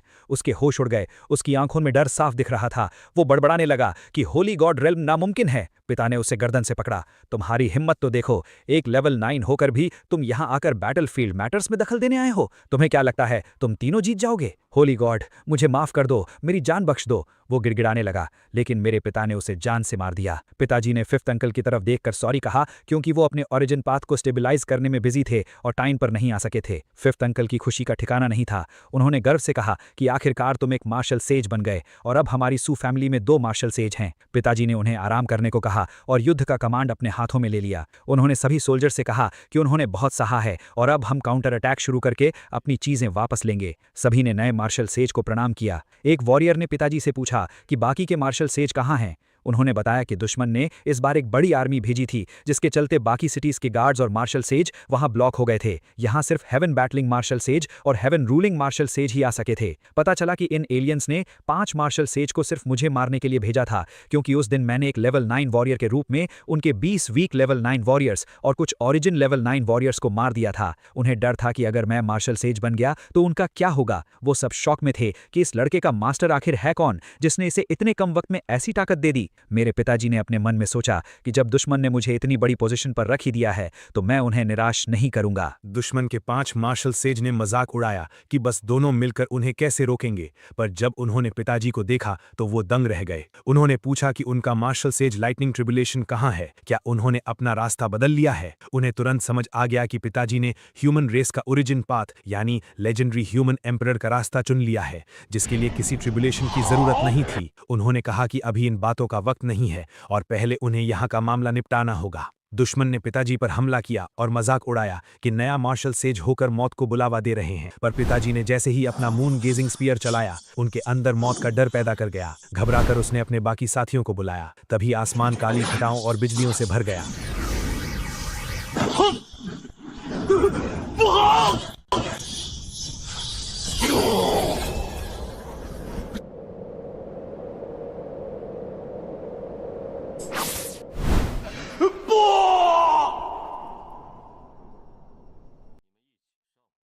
किसी ने पूछा कि ये मार्शल सेज लाइटनिंग ट्रिब्यूलेशन मेरी वजह से आई है क्या। तभी थर्ड अंकल ने दहाड़ते हुए कहा कि ये लाइटनिंग ट्रिब्यूलेशन मेरी है और किसको इससे प्रॉब्लम है, वो भी किस्मत से ब्रेक थ्रू कर चुके थे। पिताजी ने थर्ड अंकल से कहा कि आप आराम से ब्रेक थ्रू कीजिए, जब तक मैं यहाँ हूँ कोई आपको मार्शल सेज बनने से नहीं रोक सकता और सू फैमिली के राइज को कोई नहीं रोक पाएगा। दुश्मन पागल हो गए और ह्यूमन रेस को नया मार्शल सेज पैदा करने से रोकने के लिए चीखने लगे। मैंने खुद को फोकस किया और याद किया कि जब मैं एक level 7 heaven soul grand master का लाइटनिंग ट्रिब्यूलेशन ले रहा था तो मेरा बॉडी ऑफ डिस्ट्रक्शन सिर्फ शुरुआती स्टेज पर था, पर अब इस विशाल लाइटनिंग ट्रिब्यूलेशन सी के साथ मैं छोटी सक्सेस तक पहुंच सकता था। जैसे जैसे आसमान से बिजली गिरती मेरे सेल्स और मजबूत होते गए। मेरा प्रिंसिपल साफ था, जितना मजबूत दुश्मन उतना ही ताकतवर मैं बनूंगा। ग्लेज्ड एंशिएंट सिटी के ब्लड और की अपनी जगह पर थे और अब इस युद्ध को खत्म होना था। फैमिली सीनियर्स गर्व से चिल्ला उठे कि आज हमारी सू फैमिली में 3 मार्शल सेज हैं और अब हमारी सू फैमिली सच में एक बड़ा राइज देखेगी। सब ओवरजॉयड हो गए थे,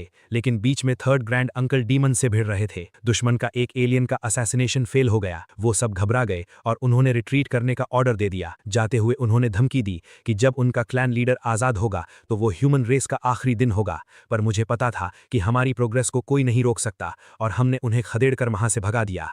एक दिन और एक रात चली इस लड़ाई के पीछे करोड़ों आम लोग थे। अगर हम एक कदम भी पीछे हटते तो उनके परिवार मारे जाते, इसलिए सबने मरना कबूल किया पर पीछे नहीं हटे। सबने एक साथ चीखा, मार्शल सेंस अमर रहें, मार्शल सेंस की जय जयकार हो। दुश्मनों ने उसे अपनी एक गलती बताई और बोला कि 20 साल के अंदर ह्यूमन रेस खत्म हो जाएगी, पर तब तक सभी सोल्जर्स उन्हें भगा चुके थे और वो वॉर स्पॉइल्स छोड़ने पर मजबूर हो गए थे। पूरी सेना ड्रैगन कंट्री और मेरी जय जयकार कर रही थी। ये युद्ध हम जीत गए थे और इस 3000 माइल एरिया पर अब ड्रैगन कंट्री का राज था। मैंने देखा कि पिताजी ह्यूमन एम्परर के रूप में अपना मोमेंटम बना रहे हैं और सू फैमिली ठीक रास्ते पर है। तो अब मेरे खुद के स्टेज पर आने का टाइम आ गया था और मेरी अंदर की एम्बिशन एक नया रूप लेने वाली थी। मैंने सबको वापस बुलाया ताकि सू फैमिली की आगे की स्ट्रैटेजी और प्लान डिस्कस कर सकूं। मैंने टेबल पर किंगलिंग पिल रखी, जिसकी सुगंध से ही बॉडी की पुरानी बीमारियां ठीक होने लगती हैं। ये एक ऐसी पिल थी जो मार्शल सेज लेवल के नीचे डेथ बेड पर पड़े किसी भी इंसान को बचा सकती थी और फाउंडेशन ठीक कर सकती थी। मैंने थर्ड ग्रैंड अंकल से कहा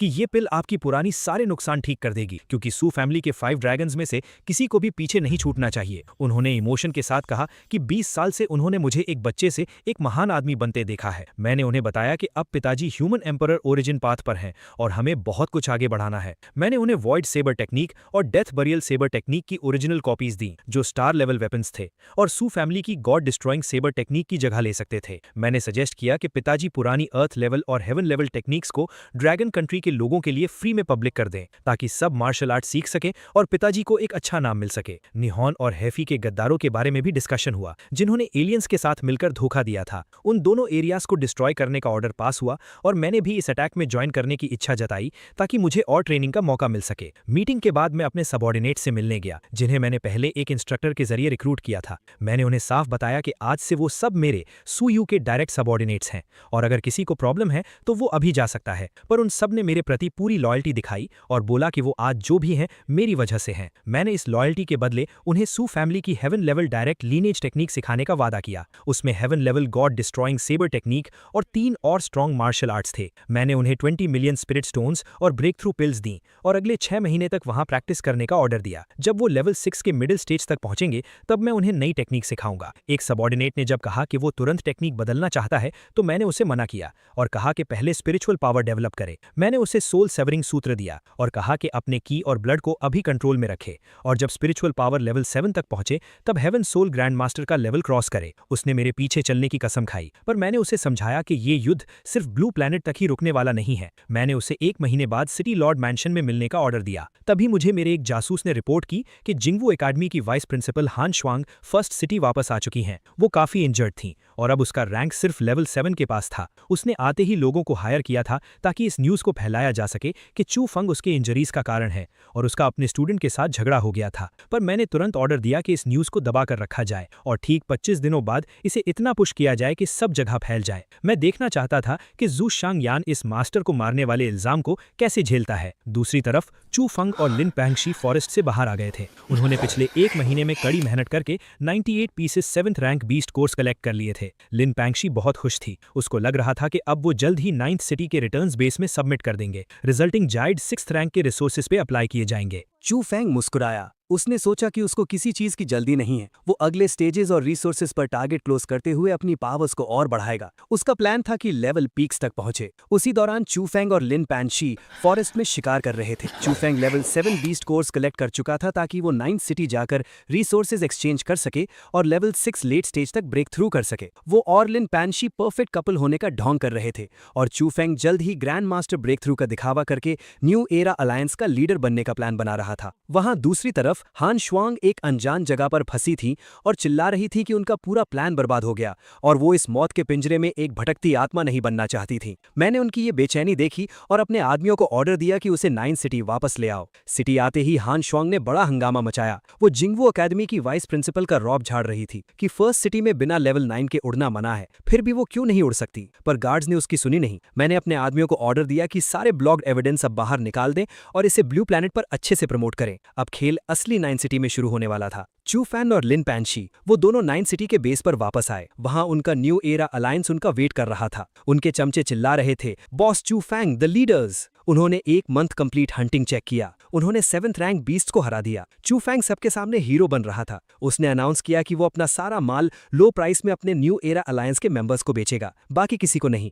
वो सबको इंप्रेस करने की कोशिश कर रहा था। तभी उसने अनाउंस किया कि ठीक आधे महीने बाद वो फाइनली ग्रैंड मास्टर लेवल पर ब्रेक थ्रू करेगा और सभी को इन्वाइट कर रहा है ये नजारा देखने के लिए। सभी लोग उसकी वाहवाही कर रहे थे। अचानक भीड़ के बीच से एक आवाज आई, वाह वाह, सच में मेरे अच्छे डिसाइपल हो तुम। Break through to grand master, क्या नाटक है। सब शॉक्ड हो गए। भीड़ के आगे हान श्वांग जिंगवू की वाइस प्रिंसिपल खड़ी थीं। उनके चेहरे पर चोट के निशान थे और उनकी आंखें गुस्से से लाल थीं। चू फैंग उनको देखकर अंदर से पूरी तरह से हिल गया। उसका चेहरा पसीने से भर गया। उसकी आंखों में डर और हैरानी साफ झलक रही थी। टीचर, आप यहाँ कैसे? चू फैंग हकलाया। उसको समझ नहीं आ रहा था कि हान श्वांग जिंदा कैसे बच गईं। हान जोर से चिल्लाईं, क्यों? तुम्हें उम्मीद थी कि मैं मर जाऊंगी? तुम्हारी वजह से मैं मौत के मुंह तक पहुंच गई थी। वो चू फैंग की तरफ गुस्से से बढ़ी। तुमने अकेले भागने का डिसाइड किया और मुझे अकेला छोड़ दिया।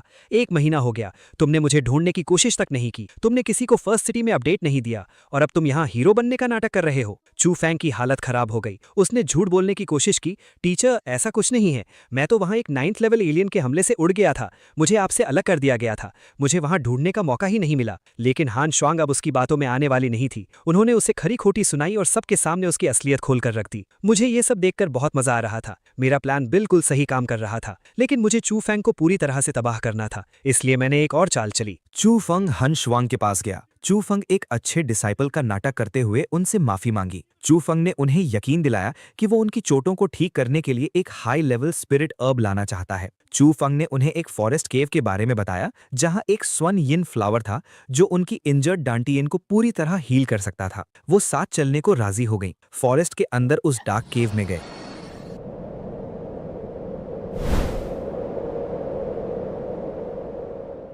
वहाँ एक जायंट 7th लेवल स्नेक उस फ्लावर को गार्ड कर रहा था। चू फंग ने अपनी स्वॉर्ड निकाली और स्टार लेवल स्वॉर्ड स्किल्स का यूज करके उस स्नेक पर अटैक किया। चू फंग ने स्नेक को उलझा के रखा और हन शुआंग को फ्लावर लेने का इशारा किया।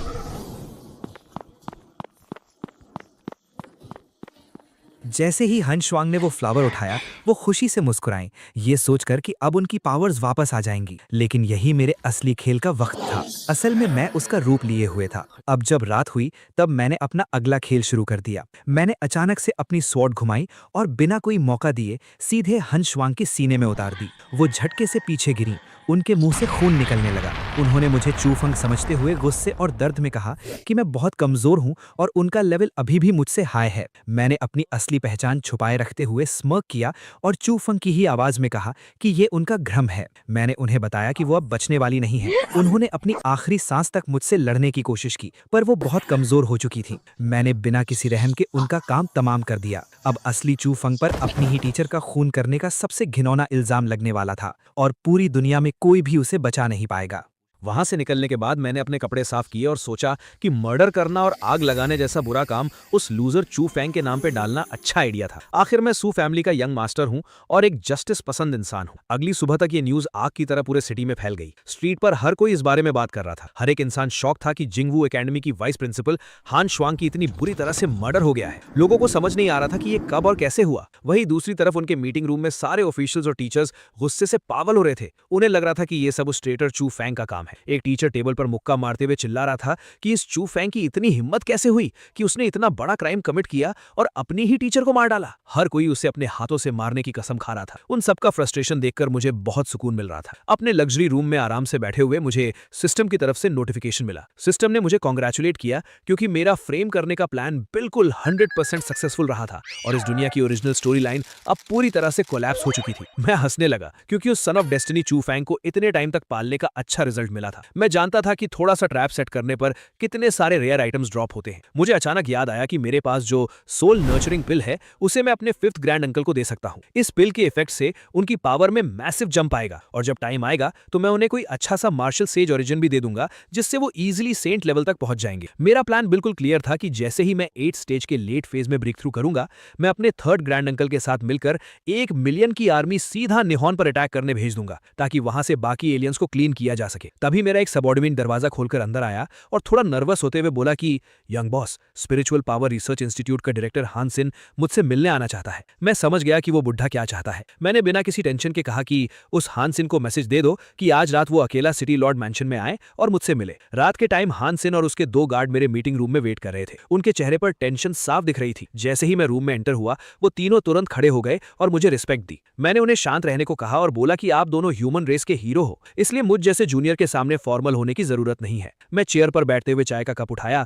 और डिस्कशन स्टार्ट किया कि आखिर डायरेक्टर हान सिन इतनी रात को यहाँ क्या करने आए हैं। उसने थोड़ा हेजिटेट करते हुए पोलाइटली कहा कि मैंने जो 100 मिलियन स्पिरिट स्टोन्स और 8th grade demon plants donate किए थे वो उसके इंस्टीट्यूट को मिल गए हैं, इसलिए वो आज स्पेशली मुझे थैंक यू बोलने आया है। मैंने कैजुअली रिप्लाई किया कि ये तो छोटी सी बात है, आखिर ये सब ह्यूमन रेस की भलाई के लिए किया गया था और मेरी सू फैमिली के पास काफी रिसोर्सेज हैं, तो थोड़ा बहुत डोनेट करना हमारा ड्यूटी बनता है। ये सुनकर हान सिन ओवर एक्टिंग करते हुए मुझे मस्का लगाने लगा कि सू फैमिली सच में लॉन्ग किंगडम का मेन पिलर है और मेरे जैसी पावरफुल यंग जनरेशन को देखकर उसे बहुत प्राउड फील होता है। मैंने भी हम्बल एक्ट करते हुए बोला कि मेरा नाम अब कुछ ज्यादा ही बड़ा हो गया है, पर मैं किसी पिलर जैसा एक्ट नहीं करता। मैंने टॉपिक चेंज करते हुए नकली सिंपैथी दिखाई और कहा कि डायरेक्टर हान सिन, मुझे आपके लिए बहुत बुरा लग रहा है। अगर मैंने फर्स्ट सिटी में वाइस प्रिंसिपल हान शुआंग को नहीं बचाया होता तो वो यहीं वापस नहीं आती और शायद उसके साथ इतना बुरा नहीं होता। ये सुनते ही उस बुढ़े का चेहरा दुख से भर गया और उसने कहा कि ये शायद उसकी बेटी की किस्मत थी। लेकिन अगले ही पल उसकी आंखों में गुस्सा आ गया और उसने कसम खाई कि जिस बीस्ट ने उसकी बेटी को मारा है उसे वो किसी भी हाल में नहीं छोड़ेगा। उसने मुझे दोबारा थैंक यू बोला क्योंकि मैंने चू फैंग को पकड़ने के लिए इतनी बड़ी बाउंटी लगाई थी। हान सिन ने प्रॉमिस किया कि अगर मैं चू फैंग को पकड़ लूं तो जब उसकी इंस्टीट्यूट का रिसर्च रिजल्ट बाहर आएगा तो वो सब कुछ बिना किसी शर्त के मुझे दे देगा। उसने रोते हुए कहा कि इस लाइफ में अब उसकी बस यही एक सिंगल विश बची है। मैंने अपना सेंट मोड ऑन रखा और कहा कि इस तरह के ट्रेटर के खिलाफ मैं भी अपना पूरा फोर्स यूज करूंगा। हान सिन के जाने के बाद मेरा एक और आदमी वहां आया और उसने थोड़ा गुस्से में मुझसे पूछा कि मैंने उसे फ्रंट लाइन की कमांड छोड़कर अचानक यहाँ वापस क्यों बुलाया है। मैंने उसे स्ट्रिक्ट आवाज में ऑर्डर दिया कि उसे 9th सिटी की पूरी कोऑर्डिनेशन संभालनी है और उस चू फेंग की हाइडिंग प्लेस को हर तरफ से ढूंढना है। इसके अलावा हमें आगे चलकर अर्थ पर वापस जाकर बाकी ट्रेटर्स को कंप्लीटली डिस्ट्रॉय करने का प्लान भी एग्जीक्यूट करना था। उसने मुझे 9th सिटी के एरे फॉर्मेशन कोर की इंस्पेक्शन के लिए चलने को कहा। वहां अकेले पहुंचकर उसने अपना गुस्सा निकाला और बोला कि वो बुढ़ा हान सिन मरना चाहता है क्या। उसने सिटी लॉर्ड मैंशन के गेस्ट रूम में एडवांस लिसनिंग डिवाइस लगा रखा था। मैंने ठंडी मुस्कान के साथ उसे शांत किया और बताया कि उस डेड ओल्ड मैन हान सिन में बहुत सालों पहले एक्स्ट्रा टेरेस्ट्रियल बैटलफील्ड में कुछ रेयर डीमन प्लांट्स चुराने के चक्कर में हमारे कई 8th ग्रेड मास्टर्स को मरवा दिया था। इसलिए अलायंस ने उसे हमेशा के लिए अर्थ पर बैन कर दिया था। वो एक पैरानॉइड इंसान है जो किसी पर भी ट्रस्ट नहीं करता, बल्कि सिर्फ उसी चीज को मानता है जो वो अपनी आंखों से देखता है और कानों से सुनता है। और अर्थ पर उसकी डम बेटी ने मुझे फिजिकली थ्रेटन किया था, तो इस हिसाब से उसका मुझ पर डाउट करना एकदम नॉर्मल है। वो 9th सिटी में बैठकर अपनी बेटी के मर्डरर को गार्ड करना चाहता है ना, तो उसे करने दो। जब उसका वो प्रेशियस रिसर्च रिजल्ट कंप्लीट हो जाएगा और हमारे साइंटिफिक रिसर्चर्स उसे हैक करके अपने हाथ में ले लेंगे, तब हम उस बुढ़े को नर्क में उसकी बेटी के पास भेज देंगे। मैंने अपने सबऑर्डिनेट को एक लास्ट काम दिया। मैंने उसे कहा कि वो सू फैमिली के टॉप असैसिन्स को भेजे ताकि वो लोग चू फैंग को केयरफुली ट्रैक करें, पर उसे वॉर्न भी करें। मेरा प्लान उसे इजीली पकड़ने का नहीं था, क्योंकि अगर वो इतनी जल्दी पकड़ा गया तो मेरे स्लो टॉर्चर वाले गेम का सारा मजा खराब हो जाएगा। दूसरी तरफ एक डार्क रूम में लिन पैंक्सी जमीन पर बैठी रो रही थी। उसका बचा हुआ छोटा सा दिमाग काम नहीं कर रहा था। वो अपने आप से चिल्लाते हुए कह रही थी कि ये इम्पॉसिबल है और चू फंग ऐसा कैसे कर सकता है। उसे अपने अंदर ही लग रहा था कि ये सब एकदम फेक न्यूज है और इसके पीछे जरूर मेरा यानी सू यू का कोई ईविल मास्टर प्लान है। वो चिल्ला रही थी कि मैंने चू फंग को बुरी तरह से फ्रेम किया है। तभी अचानक उसके दरवाजे पर लाइटली नॉक हुआ। उसने घबराकर पूछा कि वहां बाहर कौन है। उसने जैसे ही दरवाजा खोला, वहां एक डार्क क्लोक पहने हुए लड़का खड़ा था। उसने अपना हुड हटाया और वो सैड बॉय चू फंग था। उसने रोते हुए कहा कि ये मैं हूं। लिन पैंक्सी उसे यहां देखकर कंप्लीटली शॉक हो गई। उसने गुस्से और डर में उसकी कॉलर पकड़ ली और चिल्लाई कि क्या तुम पागल हो गए हो जो सिटी में वापस आ गए? क्या तुम्हें नहीं पता कि पूरे एक्स्ट्रा टेरेस्ट्रियल बैटलफील्ड की आर्मी और सारे टॉप एक्सपर्ट्स तुम्हारी लाइफ के पीछे पड़े हैं? चू फंग ने रोती हुई आवाज में उसे हक किया और सॉरी बोला।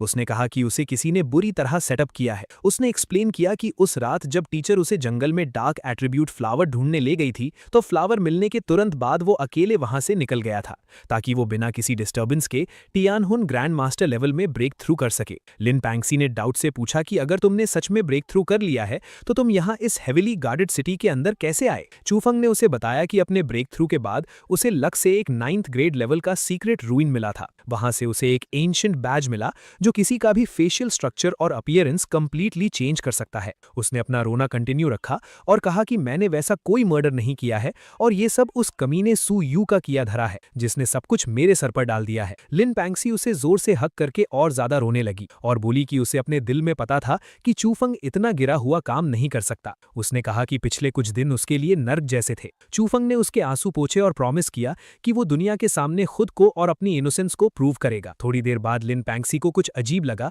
और उसने पूछा कि तुमने इतनी बड़ी सिटी में मुझे इतनी परफेक्टली ढूंढ कैसे लिया? चूफंग ने कैजुअली और बिना कुछ सोचे समझे बताया कि टूर्नामेंट का सुपर रिवॉर्ड उसने जो उसे दिया था उसमें थोड़ी सी हिडन स्पिरिचुअल एनर्जी छोड़ दी थी ताकि वो उसे आसानी से और बिना किसी प्रॉब्लम के ट्रैक कर सके। ये सुनते ही लिन पैंक्सी का मूड एक सेकंड में चेंज हो गया। उसने गुस्से से उसे दूर धक्का दिया और उसकी आंखों में देखकर चिल्लाई कि उसने मुझ जैसे यानी उस बुरे सू यू की तरह ऐसी घटिया और डिस्गस्टिंग ट्रिक क्यों यूज की। उसे गुस्सा इस बात का था कि उस पर स्पाई करने के लिए ऐसी चीप और स्टॉकर जैसी हरकत चूफंग ने कैसे की। चूफंग भी पैनिक हो गया और अपने हाथ हिलाते हुए बोलने लगा कि क्या हो गया, उसका वो गंदा मतलब नहीं था। पर लिन पैंक्सी ने क्लियरली कहा कि उसका ये स्टॉकिंग बिहेवियर मुझे बिल्कुल सू यू की वाइब्स दे रहा है। चू फैंग ने हाथ उठाकर हेवन की कसम खाई कि उसका कोई गलत इंटेंशन नहीं था और उसने बस प्रोटेक्शन के लिए ऐसा किया था। लिन पैंक्सी किसी तरह शांत हुई और उसने डिफीट एक्सेप्ट करते हुए पूछा कि अब उनका नेक्स्ट प्लान क्या है। आखिर उनके पास खुद को इनोसेंट प्रूव करने के लिए एक भी सॉलिड प्रूफ नहीं है और यहाँ तक कि टीचर के फादर भी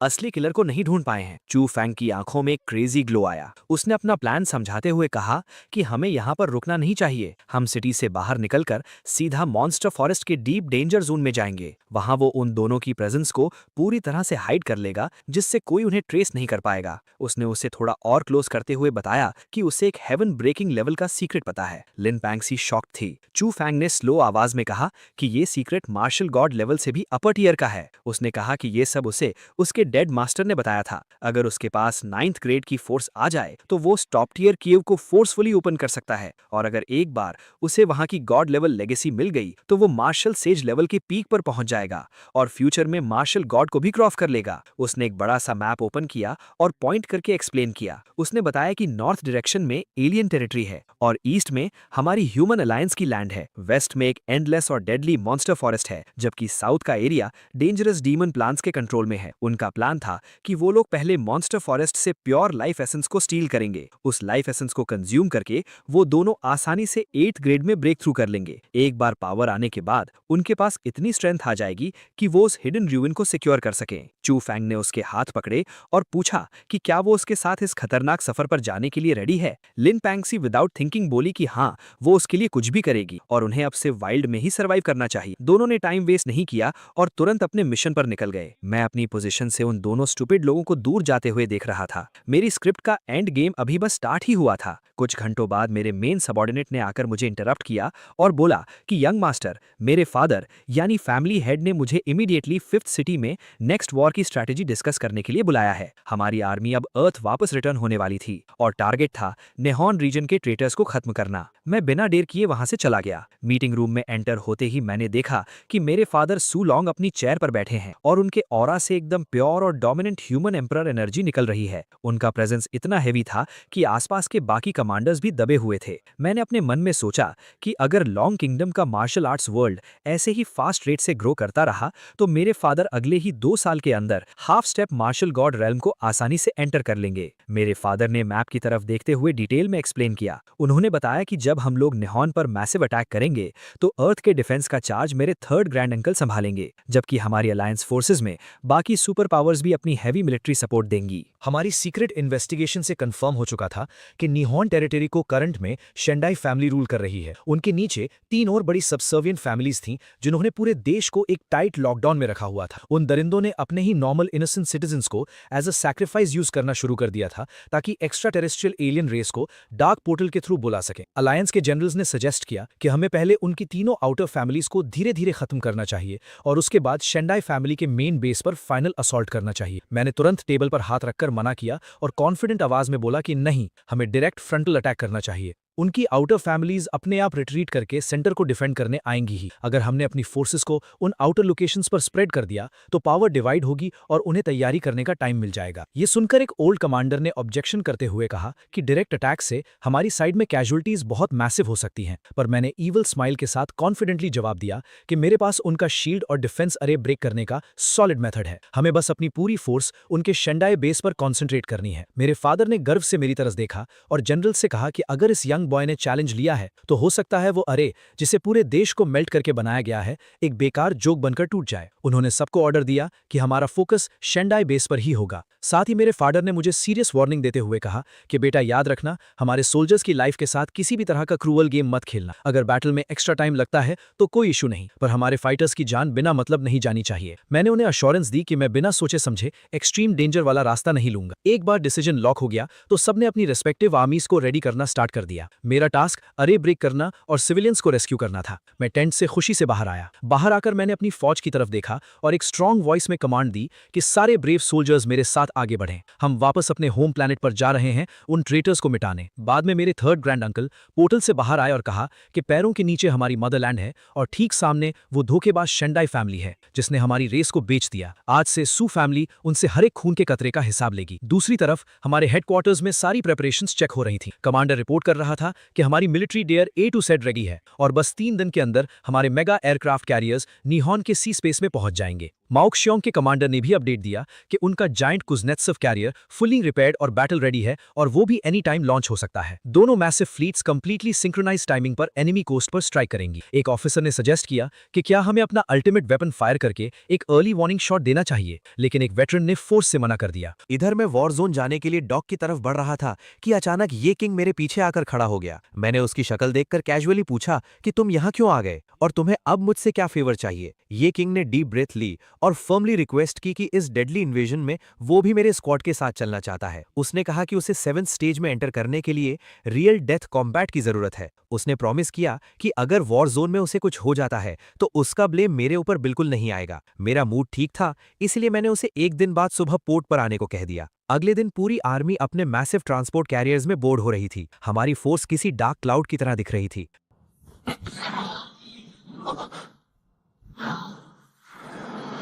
मैं और ये किंग मिलके एक साथ उड़ के वहां पहुंच गए। शिप पर मेरे 3rd ग्रैंड अंकल ने कंप्लेन करना शुरू कर दिया कि तुम इस वीक ये किंग को अपने साथ क्यों ना रहे हो। अगर इस ब्रूटल बैटल में इसे जरा सा भी स्क्रैच आ गया तो उसकी फैमिली वाले हमारा दिमाग खा जाएंगे और डैमेज कंट्रोल के नाम पर कई मिलियन स्पिरिट स्टोन्स मांगेंगे। मैंने हंसते हुए आगे देखा और बोला कि अगर ऐसी माइनर फाइट में वो लोग खुद को बचा नहीं सकते तो किस मुंह से खुद को टॉप टियर जीनियस कहते हैं। ग्रैंड अंकल ने फाइनली गिव अप कर दिया और साय करते हुए बोला, ठीक है जो करना है करो, बट अलर्ट रहना। इसके बाद मैंने ये किंग और घूरते हुए वार्न किया कि अपना कल्टीवेशन शार्प रखना, क्योंकि डेस्टिनेशन आने में बस 2 दिन और 1 रात बाकी है। आखिरकार लंबे ओशन सफर के बाद हम उस डैम्ड नीहॉन टेरिटरी पर फिजिकली पहुंच गए, पर सामने का व्यू किसी जिंदा नर्क जैसा था। ऐसी लैंड जहां लाइफ होनी चाहिए थी बिल्कुल डेड और एम्प्टी थी। ब्लड एनर्जी हवा में एकदम थिन थी। इतनी बड़ी मेट्रोपोलिस सिटी में 500,000 लोगों को उन डेविल्स ने बिना रहम के कंप्लीट सैक्रिफाइस कर दिया था, जिससे हवा में एशेज उड़ रहे थे। कमांडर ने आकर अपडेट दिया कि एरे अभी टूटा नहीं है और इसके अंदर अटैक करना सुसाइड जैसा होगा। मेरे 3rd ग्रैंड अंकल ने मेरे पास आकर मुझे एडवाइस दी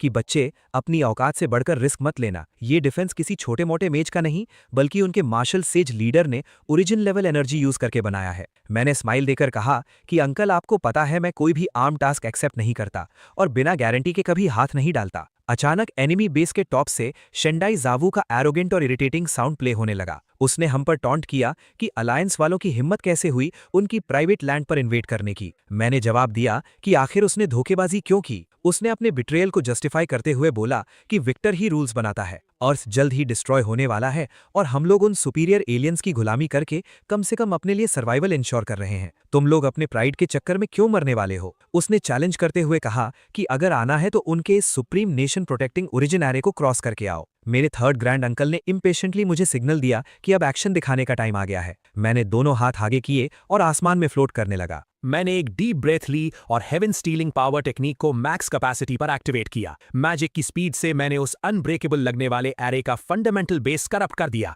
वो एनर्जी शील्ड अब ऑपोजिट डायरेक्शन में उन्हीं के लोगों को क्रश करने लग गया था। वॉल पर खड़ा वो एरोगेंट बुढ़ा घबराकर चिल्ला उठा कि मैंने कौन सा डार्क सॉर्सरी यूज किया है जिससे उसके सीक्रेट बेस का सिस्टम रिवर्स हो गया है। मैंने आवाज एम्पलीफाई करके उसे जवाब दिया कि तुम्हारी शेंडाई फैमिली का ये कचरा एरे कुछ ज्यादा ही रफ और प्रिमिटिव है। जैसे ही शील्ड ब्रेक हुआ, मेरे 3rd ग्रैंड अंकल ने अपनी ह्यूज स्वॉर्ड ड्रॉ की और ऑर्डर दे दिया कि सब लोग इन एलियंस के कुत्तों पर टूट पड़ो और इन्हें जिंदा मत छोड़ना। हमारी आर्मी फ्लड की तरह सिटी में डिस्ट्रॉय करने के लिए घुस गई। अगले सीन में एक असैसिन ने एनिमी के पेट्रियार्क को कहा कि 3 एलाइड नेशंस की highly armoured ground forces Yokohama coast पर लैंडिंग करके मैक्सिमम 20 मिनट के स्ट्रिक्ट टाइम फ्रेम के अंदर फास्ट स्ट्राइक फोर्सेस डायरेक्टली उनके हार्ड जोन यानी टोक्यो बॉर्डर पर स्ट्राइक कर देंगी। पेट्रियार्क एक डेमोनिक सेशन कंडक्ट कर रहा था। वो सेटिस्फाई होकर हंस रहा था कि ब्लड पूल की रिक्वायरमेंट 99% कंप्लीट हो चुकी है। उसको कॉन्फिडेंटली बिलीव था कि जैसे ही वो सराउंडिंग टोक्यो रीजन्स के रिमेनिंग सिविलियंस का last drop of blood consume करेगा, वो डेफिनेटली अर्थ के लॉस को शैटर करके कंप्लीटली नया मार्शल सेज बन जाएगा। उसके सराउंडिंग वैसल्स ग्राउंड पर हेड टच करके उसे चीयर कर रहे थे और उसके सक्सेस होने की डार्क विशेस दे रहे थे। बाहर बैटल शुरू हो चुका था। डार्क फोर्सेस तैयार थीं हम पर हमला करने के लिए। जैसे ही बैटल इंटेंस हुआ, मेरे गार्ड्स मुझ पर शील्ड बनकर कवर कर रहे थे, पर मुझे इस टाइट बेबी सिटिंग की जरूरत नहीं थी। मैंने उन्हें क्लियरली बोल दिया कि वो खुद बैटल हैंडल करें। मैं एक स्टेप भी पीछे नहीं हटा। मैंने कैजुअली अपनी फिंगर्स पॉइंट की और उसकी पूरी बॉडी ब्लास्ट हो गई। पावर का इंपैक्ट बहुत ब्रूटल था। शेंडाई जाओ वू ने अपना टेक्निक दिखाया, लेकिन मेरे सामने वो पानी कम चाय थी। शेंडाई जाओ वू गुस्से से मेरे थर्ड ग्रैंड अंकल के ऊपर भड़क पड़े कि वो क्यों उनके एरिया पर हमला कर रहे हैं, लेकिन थर्ड ग्रैंड अंकल उनकी एक न सुने, क्योंकि वो अभी इस खेल को खत्म करना चाहते थे। उन्होंने अपनी वॉइड सेबर एनर्जी को फुली मैक्सिमाइज किया और उसके डायरेक्शन में डैश किया। शेंडाई जाओ वू और थर्ड ग्रैंड अंकल के बीच ये डिस्ट्रक्टिव टक्कर हो रही थी। इस इंटेंसिव एक्सट्रीम क्लैश को देखते हुए मेरे फोर्थ ग्रैंड अंकल ने डिफेंसिवली मेरे सामने पोजीशन ली ताकि मैं प्रोटेक्टेड रहूं, लेकिन मैंने फर्मली कहा कि फोर्थ ग्रैंड अंकल, आपको इस लो लेवल डेथ मैच में मेरा बॉडीगार्ड बनने की 1% भी जरूरत नहीं है। फोर्थ ग्रैंड अंकल आर्ग्यू करने लगे कि थर्ड ग्रैंड अंकल स्पेसिफिकली मेरा ध्यान रखने का ऑर्डर देकर गए हैं। अगर मैं थोड़ा सा भी इंजर्ड हुआ तो वो परमानेंटली ट्रबल में आएंगे। मैंने उनको सॉफ्टली वॉर्न किया कि वो फंडामेंटली वीक हैं। मैं उन सब छोटे लेवल के दुश्मनों को इग्नोर करके सीधा उस मेन अंडरग्राउंड टेंपल टाइप जगह में जंप कर गया जहां एरे का कोर था। वहां पर उनके elite level defenders already ambush के लिए सेट थे। मैंने एनर्जी फिंगर स्ट्राइक ड्रॉप किया। वो एक टेरिफाइंग इंपैक्ट अटैक था जिसके प्रेशर से फ्लोर सिंक हो रहा था। नीचे का जमीन पूरी तरह से तबाह हो गया था। 10,000 steps crossing martial art skill average destructive force है। मैंने उसकी एनर्जी एनालाइज की और सिंपली डिसाइड किया कि इस चीप गेम को यहीं एंड करना बेस्ट ऑप्शन है। मेरे पास एक super rare spine bone artifact available था। मैंने अपने दोनों हाथ उस पूल पर एम किए और डेमोनिक अट्रैक्शन स्टार्ट की। पूल का ब्लड वाटर स्पीड से कम होने लगा और वो डिवाइन बोन एक डेमोनिक रेड लाइट एमिट करने लगी। प्रोसेस कंप्लीट होते ही मेरे फेस पर एक ट्विस्टेड और सैटिस्फाइड स्माइल आ गई, क्योंकि फाइनल प्राइज मुझे ही मिलना था। उस वक्त बैटल के सेंट्रल जोन में एक कंप्लीटली एपिक डिस्ट्रक्शन चल रहा था। वहां मेरे फादर सू लॉन्ग की डायरेक्टली शेंडाई क्लैन के सुप्रीम लीडर के साथ टक्कर हो रही थी। मेरे फादर एक ट्रू बीस्ट मोड में थे और लगातार एक्सप्लोसिव स्लैशेस हिट कर रहे थे। उस बैटल में याओ किंग भी लड़ रहा था। मैंने अपने न्यू डेमोनिक टेक्निक को याओ किंग के ऊपर अपनाया। वो एक डेमोनिक पपेट की तरह इनह्यूमेनली अनसिविलाइज्ड वे में लड़ने लगा। मुझे ये देखकर मजा आया और मैंने कहा कि असली वॉरियर्स सिविलाइज होकर नहीं लड़ते हैं। मीनवाइल अंडरग्राउंड लेयर में वो शेंडाई पेट्रियार्क सडनली रियलाइज करता है कि उसके एक्सटर्नल लाइफ पूल से pure concentrated spiritual power continuous massive scale पर इनविजिबल वॉइड में डिसअपियर हो रही है। उनका गुस्सा आसमान में था। वो चिल्ला रहे थे, कौन सा डिस्गस्टिंग क्रीचर मेरी डेस्टिनी और ब्रेक थ्रू एनर्जी को लीच आउट कर रहा है। मेरा इममॉर्टल सेज बनने का सपना दूर जा रहा है। मैं वहां पर पहुंच गया। मैंने हेविली चार्ज्ड पॉइंट बिल्ड करके उस पेट्रियार्क पर फेटल लॉक लगा दिया था। उस एनिमी बुड्ढे को समझ आ गया था कि वो मुझे किसी भी एंगल से ओवरपावर नहीं कर सकता। हालांकि वो सेकंड स्टेज मार्शल सेज के दर्जे का था। उसने फ्रस्ट्रेटेड होकर मेरे फादर को एक डॉग जैसा कावर्ड कहकर मॉक किया और अपनी इंटरनल पोटेंशियल को कंप्लीटली बर्न करके वहां से एस्केप प्लान एक्टिवेट कर दिया। भागते भागते उसने लाउडली कसम खाई कि जब वो अगली बार बैटलफील्ड में आएगा तो लॉन्ग किंगडम और पूरी रॉयल ब्लड लाइन को जिंदा जलाकर राख कर देगा। मीनवाइल थर्ड ग्रैंड अंकल का फाइट शेंडाई जाओवू के साथ चल रहा था, लेकिन मौत के डर से शेंडाई जाओवू वहां से भाग गया। लेकिन मेरे थर्ड ग्रैंड अंकल ने स्वेयर किया कि वो उन्हें जल्दी मिटा देंगे। लेकिन नंदलेस वॉर ऑफिशियली एंड हो चुकी थी और रिजल्ट एक एब्सोल्यूट विक्ट्री था। मेरे थर्ड ग्रैंड अंकल ने अपनी स्वर्ड स्काईवर्ड्स पॉइंट करके सब सोल्जर्स को रिलैक्स और चीयर अप करने का ऑर्डर दिया। उन्होंने लाउड और रिस्पेक्टफुल वॉइस में सबको इंस्ट्रक्ट किया कि बैटल ग्राउंड को प्रॉपरली क्लीन किया जाए। हमारे जितने भी फियरलेस और ब्रेव सोल्जर्स इस कॉम्बैट में शहीद हुए थे, उनकी ग्लोरियस बॉडीज को फुल मिलिट्री ऑनर्स के साथ वापस लॉन्ग किंगडम ले जाया जाएगा ताकि उन्हें हमारे नेशनल मार्टियर सिमेट्री में रेस्ट मिल सके। और उन्होंने उन तमाम डॉग फेस ट्रेटर्स की तरफ देखते हुए फाइनल ऑर्डर पास किया कि इन कचरों को केरोसिन डालकर आग लगा दो और इनकी इंप्योरिटी वाली एशेस को हवा में पूरी तरीके से स्वीप कर दो। ये डायरेक्ट विक्ट्री कमांड पूरे बेस पेरीमीटर पर कंप्लीटली रिस्पेक्टफुली एक्सेप्ट की गई। हे दोस्तों, इस वीडियो को देखने के लिए आपका बहुत बहुत शुक्रिया। प्लीज इस वीडियो को लाइक और शेयर जरूर करें। तो प्लीज इस वीडियो को अपना पूरा सपोर्ट दें और ऐसी ही नई नई स्टोरीज के लिए चैनल को अभी सब्सक्राइब कर लें। मिलते हैं अगले वीडियो में।